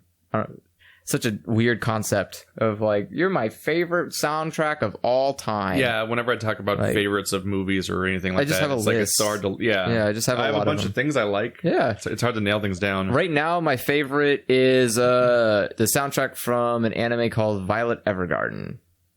It's really good passive music. What about you? Bastion, Sucker Punch, Portal, Scott Pilgrim. Is there any like you're currently listening to? Pyre. That's currently your favorite right now? I always like Deadly Premonition. Demon's Souls is a great soundtrack. You're just gonna list off like a bunch of soundtracks now? Yeah, there's just a bunch of soundtracks I like. We literally just talked about having a list and not a favorite. Well, I know, but I'm saying like I was just reciting the one. Jet Grand Radio. Oh yeah, Jet Set Radio has like the best soundtrack ever. I keep slipping it in here and there and various things. Yeah. Jet Set Radio Future has a really good one. I mean, there's a lot of games and movies I like soundtracks for. It's just, it's like that's too big of a list. I'm not gonna sit here for days and list. Also, almost always when somebody talks about their favorite soundtracks, they're almost always going to list something from the active category. Yeah, I mean, because that's when you remember the songs. I mean, otherwise it's like I don't know. There was some sounds that played in that. Like it's almost always the active category you're going to list favorites as being from. Yeah. I would say of all of them, the most passive soundtrack that I listed was Portal. Yeah, Portal's pretty passive. It's got those little synth beats. Yeah. It's got like little drum beats and synth punches going on. And I like Portal soundtrack. There's that one specific one that has like the cross fading. Oh yeah, that one that's like it's kind of changing pitch over and over again. Yeah, they're like that one's in your head as being like the song from Portal. Yeah, but of course there's the one really active song, which is the credits song in each game. Yeah, that's where the one moment of the game where soundtrack becomes center focus. Yeah, but yeah, like I fucking love the soundtrack to Portal, like 5,000 Degrees Kelvin and stuff like that. See, this one's talking for a while. You might want to consider zooming in on these screens so that you can, when you bring them up sometimes that control mouse wheel, zoom in on screen. Pro tip, you hold control and you mouse wheel up and it zooms in the fonts. See, hey guys, I like what you did. To my question. I understand that you were running out. I would like to instead of asking a question to suggest a topic. See where it goes. Topic is games you wish you could forget. Alone in the Dark. 999. For this kind of question, I always default to the idea of you'd want to forget it so that you could re-experience it. Wow, that is a very positive outlook on life. You're a very bright person. I want to forget things because they're painful. No, I enjoy remembering dumb shit being dumb. That's fine. Also, it's a good warning to not just go back and play it again. You're taking it like in the literal sense. Like, I would never play Alone in the Dark otherwise. Yeah. But like I want to forget something so I could re-experience it entirely, which really is just any game where like the discovery process is part of what's good about it. I would love to replay Portal again without knowing it. Portal and Portal 1 from scratch. That would be so great. I want to make somebody else forget the Portal 2 co-op so I can play it with them. Because I like just missed the 2-week period where everyone on the planet played it. I got lucky. So I permanently don't get to play it. I got super... I'll never find somebody that I'm friends with who didn't play Portal 2 co-op already. Yeah. Kind of had to pair off and I got the last. Yeah. I got fortunate that Naya had... I think she had played it before, but like she's like, I don't know how to do it or remember any of it. I was like, perfect. I would love to re-experience the Mass Effect trilogy from scratch again and just not know where it's going and stuff like that. Like, specifically, like 2 parts of Mass Effect 1. But does that mean you have to forget about Mass Effect Andromeda? I mean, I would like to just make the reality forget Mass Effect Andromeda so it just bloops out of existence. But like Mass Effect, I mean, it's still worth it. But really? Like everything's worth it for Mass Effect 1. But Jesus, even the Mass Effect 3 ending is worth Mass Effect 1. Arrival is worth Mass Effect 1. Andromeda is worth Mass Effect 1. In particular, it's just the first encounter with Sovereign, and then the moment of getting on Ilos, talking to the hologram thing. Was it? I'm forgetting what the hologram protein was called, and like having just having it finally just laid out for you how the fuck the universe works, and then having to sprint through and do like one of the best endings of a game ever. Like that whole sequence of like having like, oh my god, that thing's a conduit to where, and you have to like sprint through with the with the Mako and like to like crash into the like through the mass relay into the I almost said the Capital. Nexus. That's from the wrong fucking game. Citadel? The Citadel. Yeah. I think they called it the Nexus in Andromeda. Like crashing into the Citadel, having to physically walk up the tower and stuff like that. Yeah. Like all that cool shit happening. Like, this is a cool ass ending to an RPG or really games in general. And like all the flies are attacking you. Yeah. All those like passive, like in the background things. You're just like, what are these weird guys typing on laptops? And they'd start like, they're like attacking all of a sudden. You're like, what's going on? Like, well, they actually want the Reapers to kill you. And it's like, that's kind of rude. Like, being able to experience a lot of that would be that'd be a cool thing. it'd be interesting to go back and re-experience certain stuff that I like. I would be curious to know my reactions to stuff. Like if I went back and wiped my memory of Portal and Portal 2 and I went back and played them now, would I still like it the same way? A decade later. Yeah. I would be curious because my tastes change over time, but I don't know how much of those tastes are only consistent because of my memory. The scary reveal is that when you have like something from your... Thanks for the constant neck kicking, Shadow. That's really good for the audio. Just gonna shake that collar as much as possible. You get out of here. What are you doing? Now he's like, well, now he's walking up. That'd be the ultimate. That'd be the fucking careful what you wish for curse here. Yeah. Is finding out that the thing you like was you only liked because it happened in a special time in your life and it hit you in the right way at the right time. And if you re-experience it now for the first time, it actually wouldn't have the same impact. That's what. And that's the thing I think about a lot of stuff. Yeah. Though. It's not just games or movies. It's like everything in your life is like focused based on the time. So you imagine like people you know, family members, like everybody is like, if you forgot about them and had to relearn about them, chances are you probably won't want to tolerate them where you are in your life right now. Or like there's just things where like the way that I fixate on Dark Crystal, like could that ever happen if I experienced it in any other part of my life? No, because that's nostalgia. There's so many things I encounter that are like I'll hear about somebody's like super important movie or whatever the fuck, especially like people that are younger. And so it's like stuff that happened later in my life. And I'm like, that one? Really? Yeah. Really? Yeah. Really? That's what I mean. It's like, I would be... Or even you. I mean, Face Off was fine. No, it wasn't. Face Off I saw Face Off. It was fine. It was good. Or like, yeah, like I love Dark Crystal, but I talk about it. I mention it on like the podcast with like Wander and everyone. They're like, eh. Like that's their reaction to Dark Crystal. It's just like, whatever. Like not even like a positive reaction. I mean, and I'm like, no, don't do this to me. I've always said that to you every time. It's like, I don't know why you're so fixated on Dark Crystal. Because it's the best movie ever made. That's what I'm confused by. I would be. I personally, I kind of just want to. Now that we brought it up, I kind of just want to do that for fun now. What? I want to just like have the power. Like I wish I was a superpower. When you said I just want to do that for fun now, I thought you had like a plan for like a series or something. No, I just not like literally an impossibility. Yeah, I just want to. I want to be able to go and like erase people's memories of certain things, and just see how it turns out. Like I think that's just erase someone's memories of episode 1 over and over again, so they can be redisappointed by Jar Jar. Like, oh, I can't wait to watch it again. It's like a reverse Red Wedding. We just want to watch somebody experience something awful over and over again. We go through 999, then erase our memory of 999 and go through it again. Like, just would it be the same exact reactions? Is that hell? At what point does this become I have no mouth and I must scream? Like, this becomes too much power abused the wrong way. I think I had that. Have you read that? What, the book? Yeah. No, I need to read it. It's like 30 pages. 30? Yeah. It's a short story. Oh. Like it's like when you buy a physical copy of I Have No Mouth and I Must Scream because they sell it as a book. Yeah. It's literally just the Harlan Ellison short story collection. And it starts with that book.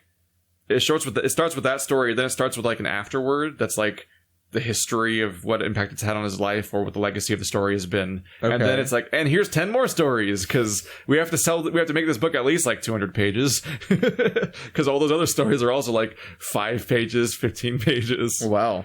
He just wrote a lot of short stories. I thought about that the other day where I was like, I wonder, like, what is like the worst things you can do in terms of like affecting other people's lives?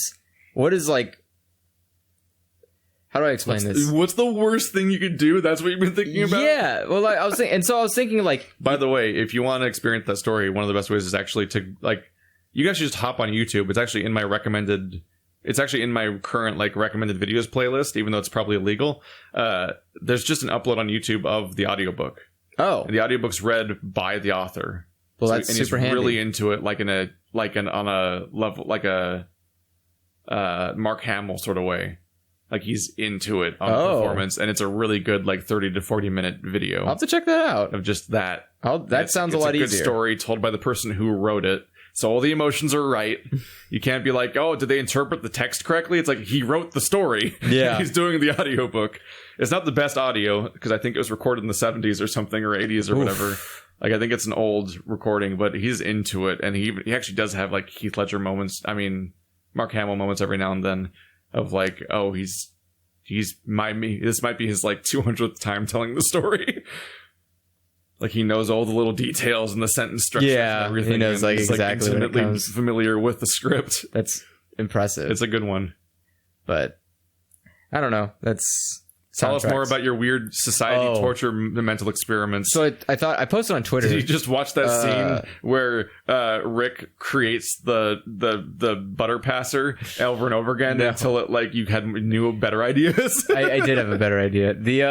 I posted on Twitter last night because I was like super fucked up, and I thought about it, and I was like, all right. Oh, everyone following your Twitter knows you were fucked up. They always do. You're like, I would kill somebody just because. I would, dude. And not like I said in that tweet, not like the crappy shit where it's like the purge. It was like, yeah, I'll shoot a guy in the face. No. I want you to stick your hand in that fucking person's guts, take it out, and strangle them with it. You're not gonna get away from this little bitch ass, oh, murder a guy, blep, blep. Oh, I don't feel any guilt. Yeah, well, look at them in the eyes when you're strangling them with their own fucking organs. That's guilt. I hate that shit. It drives me nuts. Always that. I wonder if the organs would hold out. They would not hold out. They would bleed out before you strangle them from the organs. No, I mean, I wonder if the organ would even be strong enough to strangle them. Oh yeah, your intestine's super strong. I have heard that, because there's that one guy, there was the story about the guy that got his butthole stuck to the pump in his pool. Yeah. And, like, how hard it was for him to free himself, and he had to, like, chew through it. It's like... oh boy. But yeah. That's so... What a thing to have in your permanent life memory of what you did in your life. Is just living for the rest of your life. And I would like to forget that moment. Thinking of wanting to forget things. A lot of people want to forget that I just brought that up. Yeah. But my idea was... I think there's a TED Talk about that. I don't know if it was a TED Talk, or I think I listened to a podcast of him telling the story or something. Jesus. Yeah. But yeah, it's so strong enough to kill somebody with. You could kill somebody with their own organs. I know, I've done it. I wish, but I would get in trouble, so God. I can't. You're the one person where, like, if you get arrested for something at some point, the reaction won't be like, I don't know, like, he was just such a sweet kid. There's really no hint that anything could ever happen. It's like no, he put out hours of documented stuff about it. like it's one of some of the more recent ones that have been happening where a bad thing happens and people are like, yeah, here's his, like, massive archive of evidence that he was going to do something bad. I have a lot. I've had a lot of ideas on how to do just awful things. At the rate we're going at, you'll be a good presidential candidate in about 20 years. Yeah, I'll be ready in 20 years. I would actually be a way better president than most people. I honestly, because my first... Of course, you pick up litter. Well, I mean, my first order... That means you care. I do. First order of business would literally be to, like, fire Congress. That's how it works. No, but, like, literally fire Congress. That's how presidents work. Lock them in the building and put it on fire and burn them to the ground. That's not how president works. Well, it is if the president does it. You could say that about being a plumber.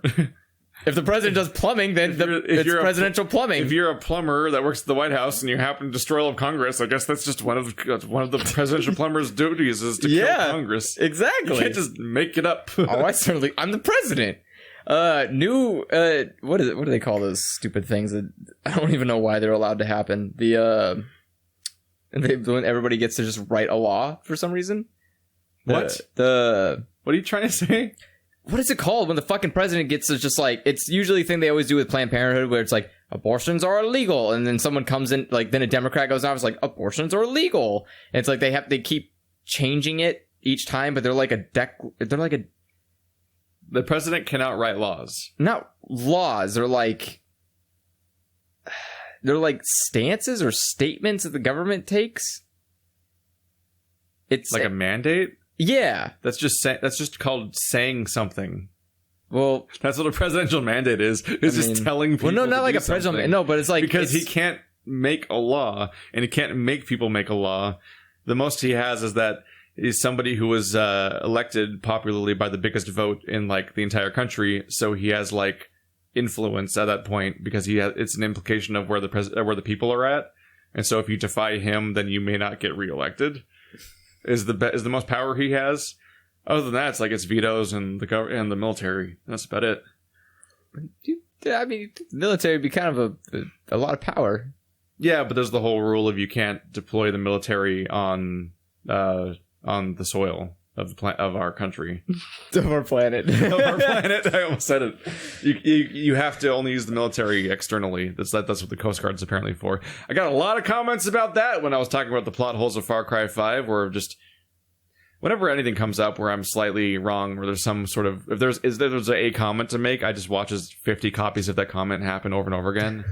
Like I criticize the fact that in the Surge, if you die, they give you like 2.5 minutes to run back to your corpse before it just disappears. Yeah. Excuse me, what? And apparently, if you kill something in that time, you get 10 seconds added to the timer. And boy, do the comments psyched about reminding me of that, because the same comment has happened like 75 times from different people, just over and over again. Just like when I misidentified whether or not the dragon was female or not in Monster Hunter and shit like that. Like, just people will just say it over and over and over and over and over and over, and none of them read to see if anyone else said it, or if every comment in the entire comment section is literally that repeating. They'll just add to the pile. So oh boy, it just never ends. It's an experience. You just start wanting to add like certain things to your keyword for filtering out comments. Yeah, like no one can say timer anymore. You guys broke that word forever. You ruined it that one day. You ruined it. It's all over. I was like, we're doing pretty good, actually. Do we have another question? We still have more. Yeah. Let's see. Hey guys, I like what you did. Oh wait, no, that's did that one. Sorry, hold on. You failure. You failed us. I clicked it. There we go. Failed us all. Oh my god. Oh, that's a big one. That's a big one. That's a real big one. Why'd they link? No, they fucked up. Hold on, I'll read it. Dear host of the Sit and Discuss podcast, we have names. You seem to be in need of some questions. What games have you played that you consider especially artistic? There's somebody on the planet that still rickrolls people. They tried to link a Ready Player One thing. Like, oh, this is a funny link. Aren't I funny? Like, we're going to watch it in the middle of the podcast. But then it just auto expands it embeds it and just says that it's Rick Ashley's never going to get you up. It's just clearly there. Yeah. Thank you, Google.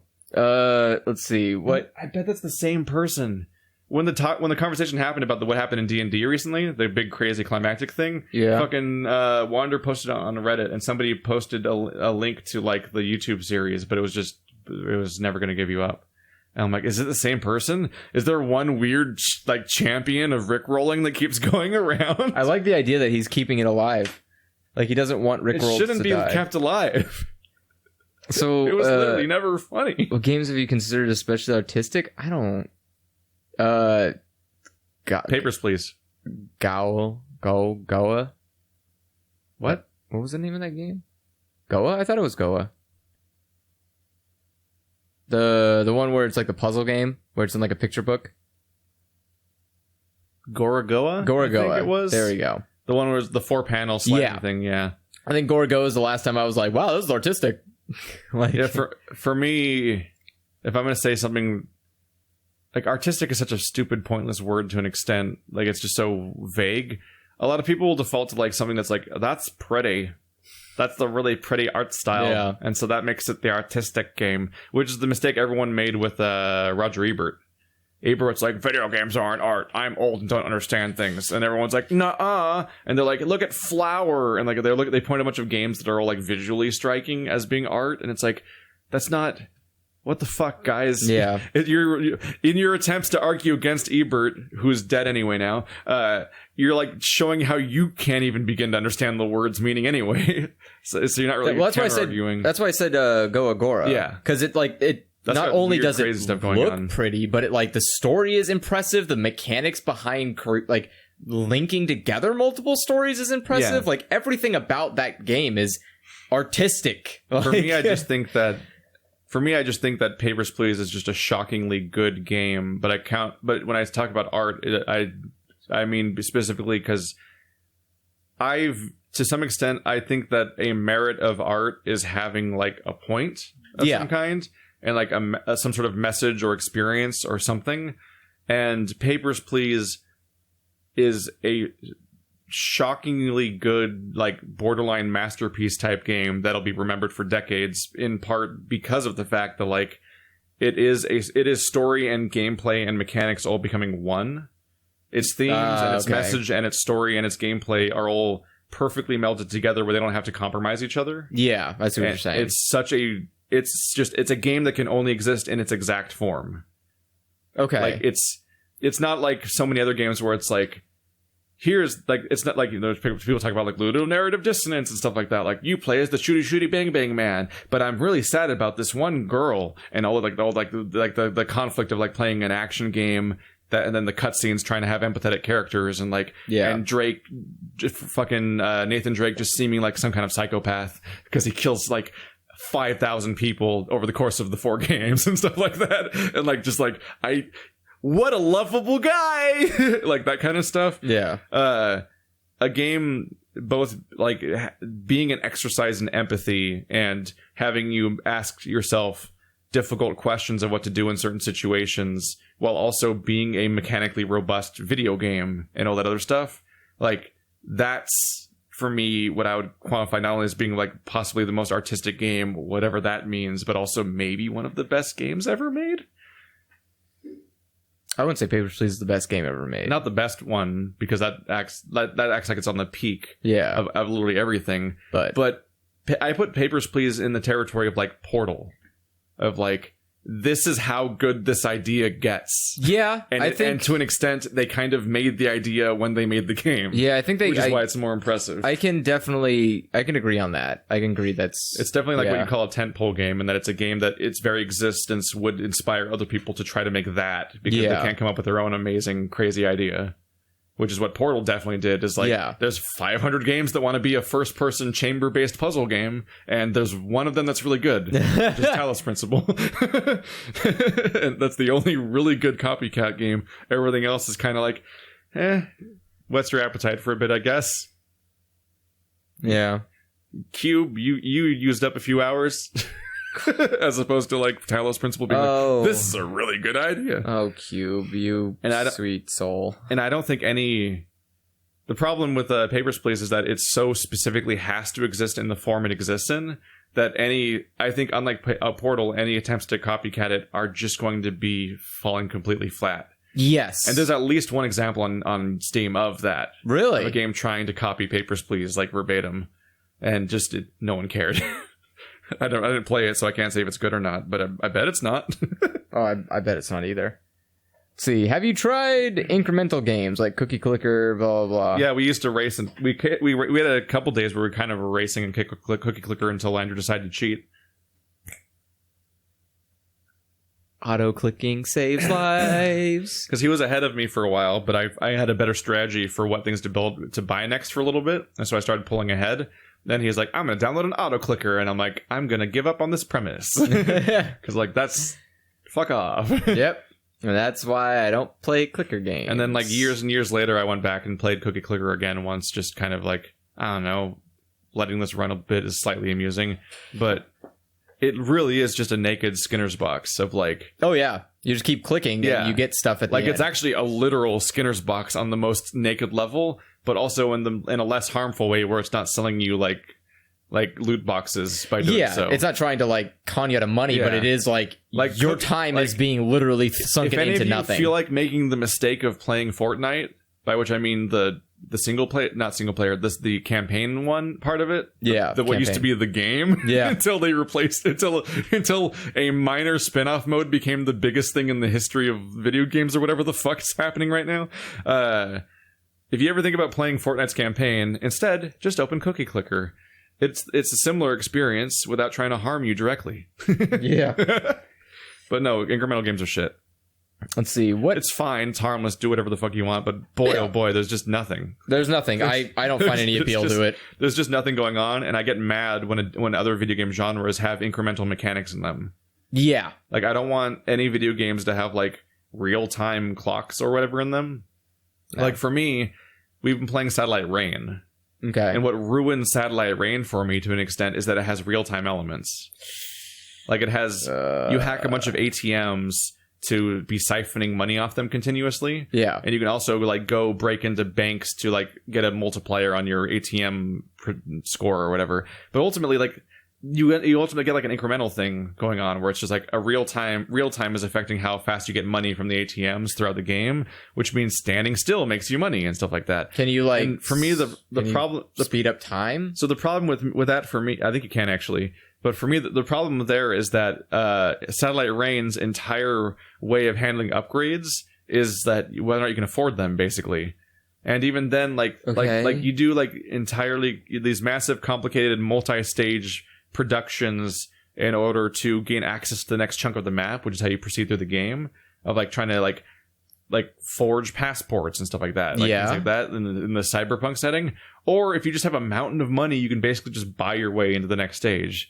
And it's like, so having the money not be tied to like an incredibly specific pacing is like fucked.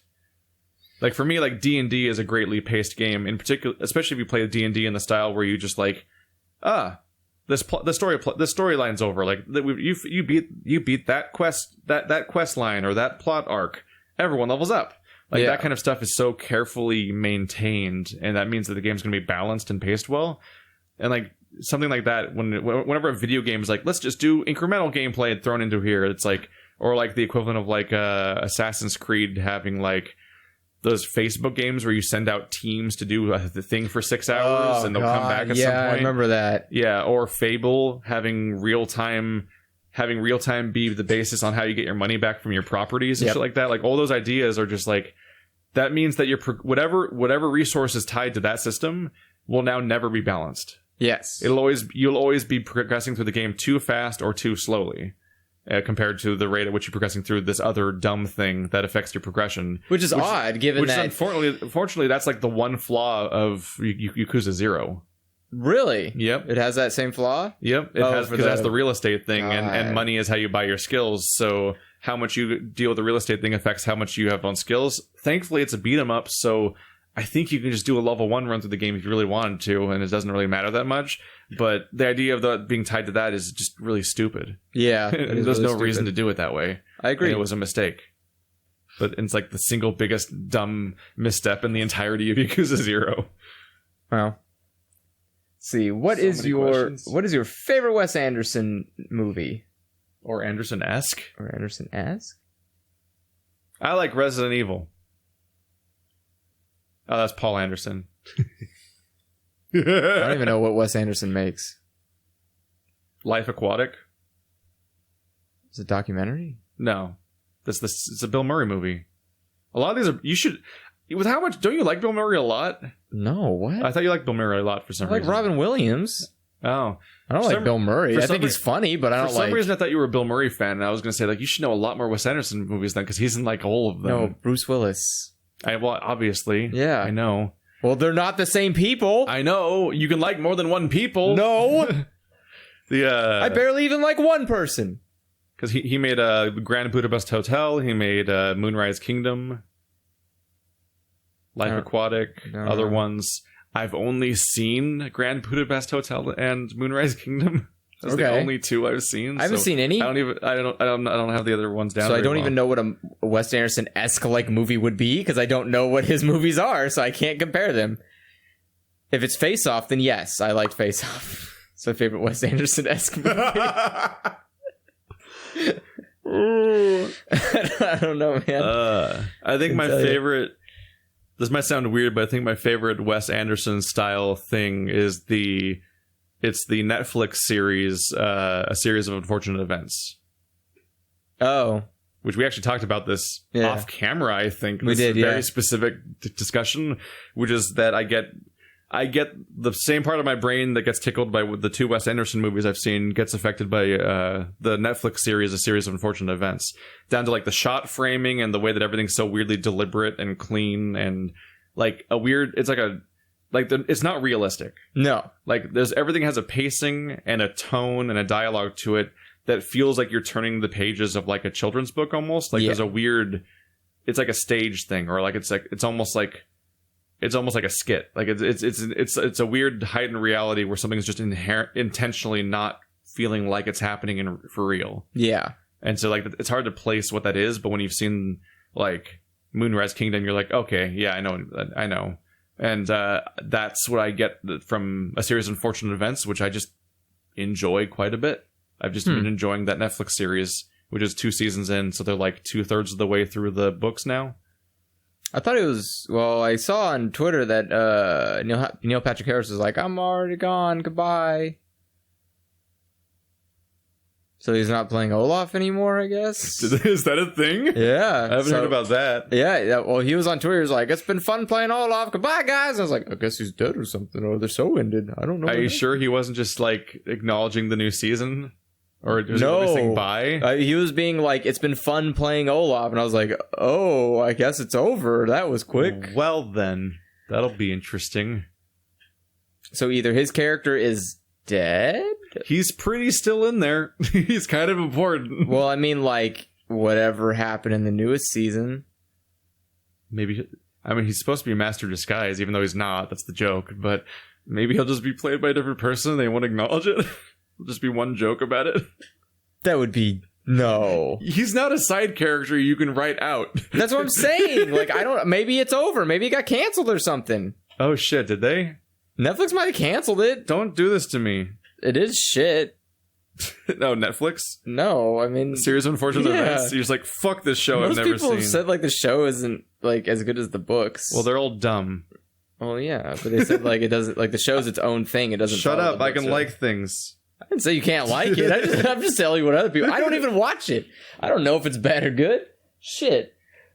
As far as I know, it's got that one guy from How I Met Your Mother in it. And I don't literally know anything else he's ever done with his life. He's super important. People love him. But Neil, baby, I don't know what you do all day. I don't even know what other stuff you've been in. Has he been in other stuff? Does he have a job? Like... You seeing it? You reading the article? Neil Patrick Harris has confirmed he'll quit the villainous Count Olaf after 3 seasons of the Netflix series. Oh, so he just But didn't as far as I can tell, the 3rd series is when it's supposed to end. The 3rd season? I think it's only supposed to be a 3-season show, so I don't know what point that makes. Oh, I don't know. I don't know. And maybe he's just like confirming that there won't be a 4th season. Like there is just only 3 guys because I won't be there. Guh. Yeah, like there's a...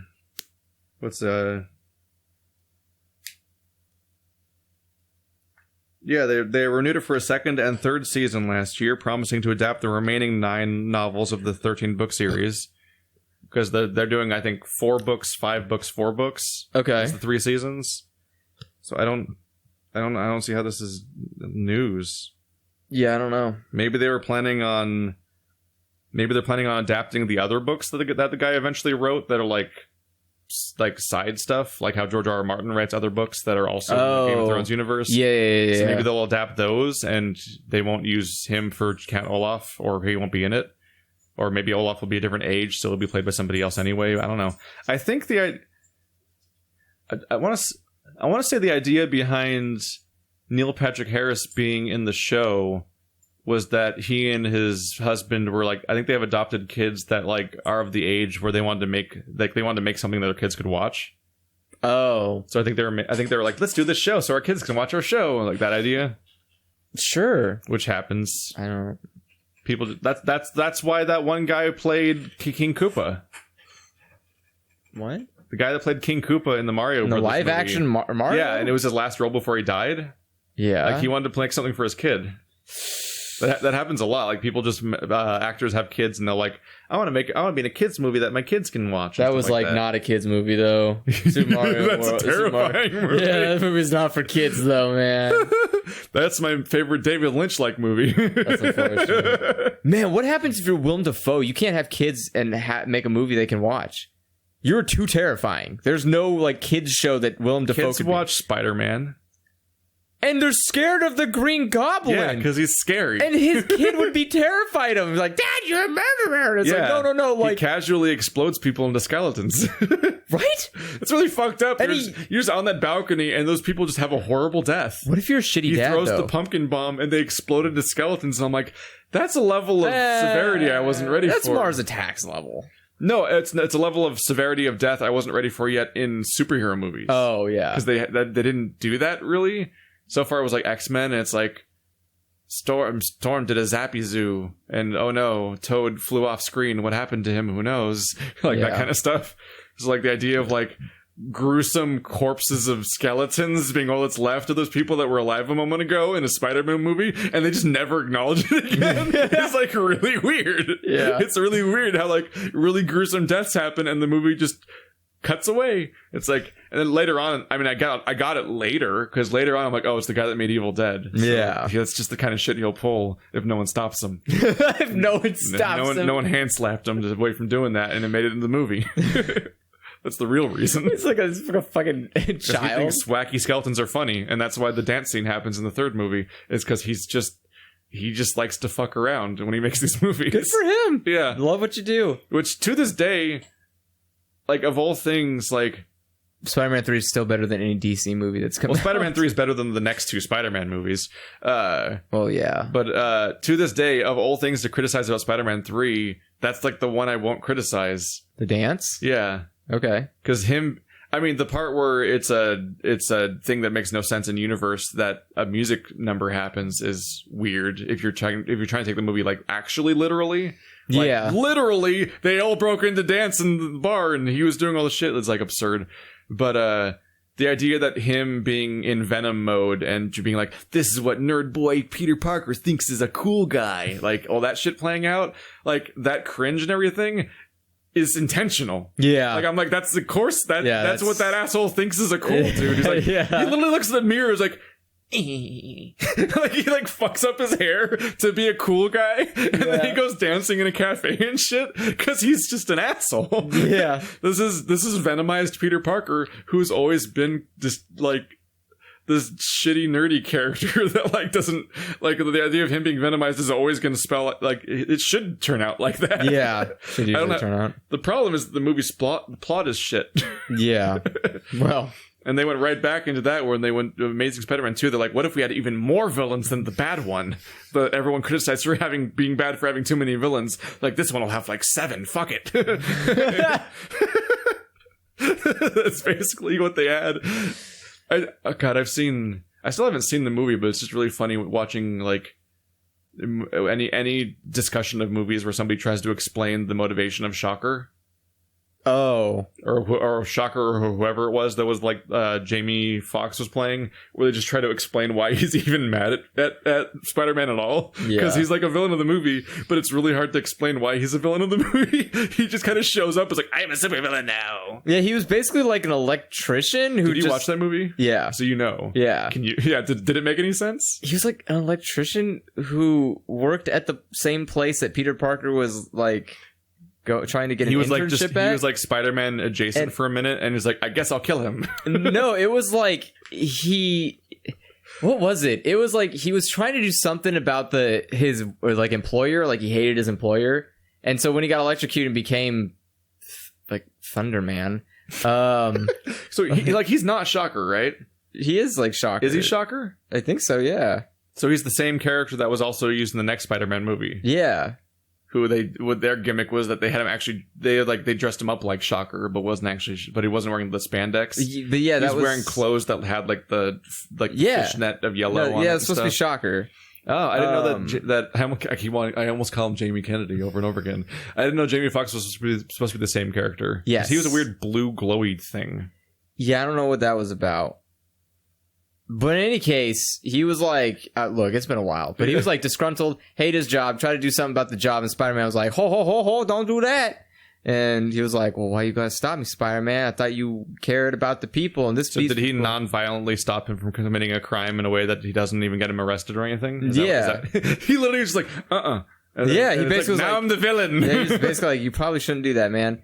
And just like walk away. And there so wasn't like, even consequences to it. No, he's like just an asshole, and he's like, well, now I've got a vendetta. Well, no, I think he still was like, I'm still gonna take revenge, but not on Spider-Man. He's still like after the company, and then he just like starts causing mayhem. And so Spider-Man's like, yo, I thought I told you no. And so then he just like fights Spider-Man, and then Spider-Man eventually, I think Spider-Man like beats him, and then there's like no consequence for the company that he worked for that like caused all this. And I was like, wait, yo, like wasn't the whole point trying to like he was like, he's not a bad guy. He didn't show, he's like Sandman, where Sandman was like the criticism people usually have for Batman storylines. He's this rich asshole that he always seems to be punching down. Because in a lot of these scenarios, he's beating up all the thugs and so on that are kind of created by a situation that he's not doing anything to address in these storylines. And it's like, you're one of the most powerful people in the city. Maybe you can make the city better, and then you won't have to punch thugs all the time. He tried doing that, and then Harvey Dent became Two-Face. Like, what else can he do, man? Are you talking about the movies or the comics or what? The comics. Yeah. In the comics, he was like, I'm backing Harvey Dent. And then it was like, oh, Harvey Dent got in an accident. God damn it. Okay, no more. There's storylines where it's real uncomfortable if they don't address that, because it's just like, at some point, after a few seasons of this, like, you're just punching guys that you're allowing to exist over and over again. Yeah. As if this is what you get off on or something. Kind of is. Batman, you're fucking weird. I mean, yeah, everything about Batman's psyche is a weird fucking thing to look into. It starts to get real weird at some point. I mean, he dresses up like a bat to punch people at night. It's not normal behavior. I mean, I don't think like building anything in a bat cave is normal. No. He's not like, I'm going to help people install security fences on their windows. He's like, no, I'm going to punch people in the middle of the night. That'll solve crime. Would his parents be happy about that? Well, like, his parents been happy that he took... That sounds like one of those uncomfortable questions they probably address by having him literally talk to his parents in a comic, because that's the kind of shit they pull. Yeah. Right after they make him a caveman that respawns in the history or something. Which happened, yeah. Yeah. That was Batman, right? I keep thinking it's Wolverine. That's Batman. Batman in Time. I always think it's Wolverine for some reason, because I compare those two characters. Yeah, I would just be curious, like, if his parents were like, Bruce, honey, you like all of our hard work and you spent it on making a cave into some kind of like weird fucking man cave. I am Man-Bat. Yeah, it's like, like I can imagine his dad being like, son, why are you dressed up as a Man-Bat? No one likes a Man-Bat in Gotham. It's like, Dad, I'm Batman. It's like, no, you look like a man dressed as a bat. You're Man-Bat. I was like, why are you dressed like that? It's like, well, I gotta wear this stuff to defend myself out there. Why is there ears? Why did you make ears? Are they antenna? Yeah. Are they defensive ears? Yeah, they're antenna. Do you stab people with them? Bats don't look like that. They're not even bat ears. Yeah. They're just two little spikes on his head. He's the devil. He looks nothing like a bat. The only bat-like thing he ever does is the cape thing, and that's highly variable. Yeah. At times, the cape is just sort of a semicircle. Yeah. A lot of the versions. Oh, there's only a few versions where it's really the bat. Like, sometimes he has a glider that looks more like a bat wings, and that's like the closest he ever gets to actually being a Batman. No, his plane looks like a bat. Sometimes. His car looks like a bat. His car looks webbed. This is like a Spider-Man car. I don't look, man. It's like a shoe it looks like a shoe that kicked through some spider webs. I don't know. It's really weird. All I know is that superhero villains tend to not be like the brightest bag. They're all real silly, and you have to just accept it and not think about it too much. Also, like anytime Bruce Wayne, Wakanda. Never forgive. There's always a lot of you got to just accept this, or it's not gonna work. I'll never tolerate Wakanda as like It's really weird trying to figure out. It's hard enough to try to accept Thanos' motivation in Infinity War because of how the first thing everyone points out is like, why don't you just make infinite resources? Why do you want to kill half of everybody? But like, I wonder if it would have gone over worse or better if they showed the comic version of his motivation, where he's like, I love death and want to impress her. I'm going to kill half of all things. Also, by the way, Death's a person, and I love them. Like, that's the story. Yeah, Lady Death is That's the comic book version of Thanos' motivation. She's literally just a Grim Reaper with tits. I don't think she even had that. She does. A skeleton in the version I saw. No, she is a skeleton. Is she? With tits. Also, Thanos looks dumb as shit. Yeah, he does. What He looks like Barney. I saw what Thanos looks like in that comic. He's got like a dumb, like... Yeah. He's like bright ass purple, and he's like boop, boop, boop, boop, boop. It's like Batman with a bunch of... It's like the Technicolor Batman. Like, yeah. a bunch of weird, bright blues and yellows are everywhere, Yeah. and he looks completely insane. And I'm like... And he's smiling at the skeleton lady. He's gonna kill half of reality This Thanos is more like a dad. He's dressed more like a space dad. In this one, he was just a dedicated lunatic that's like, I found a solution to all of my problems. That instead of addressing my trauma, I'm just going to commit to this plan no matter what. And if anyone suggests why it's a bad plan, I'll just kill them, so I don't have to question it. And then he just keeps going. He's one of those people that just doesn't have a very good idea, but he's dedicated to it religiously. Yeah. And the more he sacrifices for it, the more it has to be true and work, because it has to justify all that he's done. Yeah. Which is more relatable than wooing death, I guess. Oh well, it's actually a competition to woo death between him and Deadpool. Because Deadpool's also Deadpool's also actually Deadpool has beaten Thanos. Well, I'm sure everyone's beaten Thanos. Not everyone. I mean, Squirrel Girl beat Thanos. Which is impressive. Because of how many bullshit fake comics there are too. Yeah, that's I looked at was it because I was reading about how Wolverine had a death in movie form recently, and then there's like, by the way, he's also dead in the comics. And I was looking at the like I found an article that was like the many deaths of Wolverine. I'm like, oh wow, how many times has he died and come back in comics? And the list is like 50 long. Really? And part of the bullshit though is that a lot of them are just fake comics. Oh, they're the one-shot stuff? Yeah, like they're officially published things where Wolverine dies, but it's like, at some point, I'm just like, wow, they're way off their ass. They're so up their own ass with having so many fake storylines over the years that it's actually like, it's kind of insufferable how many times Wolverine has died in media. It's like, I don't even care if it's not canon. It's just way too many versions. They made it too many times. They've killed him so many times. Yeah, which is why it's boring. I don't care about it. Yeah. That's why it was really interesting when like the Civil War happened and like the nuke goes off and like he gets nuked, like literally nuked, and you just see his skeleton like but he just comes back, and I was like, that's like the most insane recovery I've ever heard of in my life. Like, yes, your brain is like separated from your skin because of the adamantium. I mean, once you set that up, you're like, okay, cool, so we're safe. He's never gonna die ever. Well, not even. Well, that was because he still hasn't died. He's already back from the last one too, which wasn't even a real death. I always heard about him supposedly dying in the comic, and then I see what it actually is. Like, oh, he got encased in adamantium. Yeah. So he's not dead. He's just in there. He's just Han Solo. He's just in there. We verified that he just won't die no matter what. So he's just stuck in there. He's just Doctor Who now. At some point, someone will cut it open, I guess. Like stuck in a cage for millions of years. It's the same idea. It's like, oh no, they trapped the Doctor for thousands of years. Like, okay, so he'll just be waiting.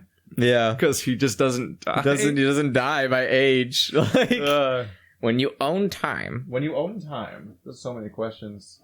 A lot of questions. Let's quick fire them real quick. Should we do all of them, or should we like save them? How many do we have left after this? Most of them.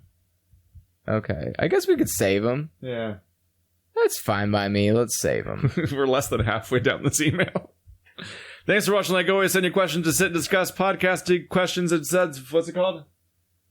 SitAndDiscussQA@gmail.com. No, SitAndDiscussPodcast at gmail.com. At gmail.com. Yeah, not questions. SitAndDiscussPodcast@gmail.com. Links in the description.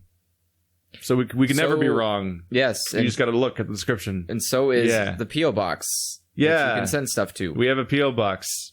We've had it for a while. There's a P.O. Box. That's where we get beautiful things like these dildos. I don't know if it's in the description of my podcast videos, but it's definitely in the description of the P.O. Box videos. And that's how these dildos got here. That's why we have dildos They kissing. fit into each other. They do fit into each other. It's weird. I still never figured out who sent this one. Nah. They didn't claim it. They didn't claim it. They were like, aha, they got my package. It's like they're hiding in the shadows. Which is fine. I get it. I mean, you sent a giant wolf dildo. Like, I get it, man. But, yeah, you can send us stuff for the P.O. Box, and we'll open it on the videos and post it on the interwebs and play with any dildos you give us. Like this. Sword fighting. Are you proud of yourself? You gotta do it by the microphone so I can hear it. I have no idea if that's audible. give them a loud slap, like percussion against each other. How loud does it get? There it goes. Yep, those are dildos. Those of you on the SoundCloud and the iTunes are hearing dildo slapping sounds now. That's the suction cups sniping into each other. That's got to sound horrible. All right, see you guys next time. I apologize for the last few minutes. Bye-bye. Bye-bye.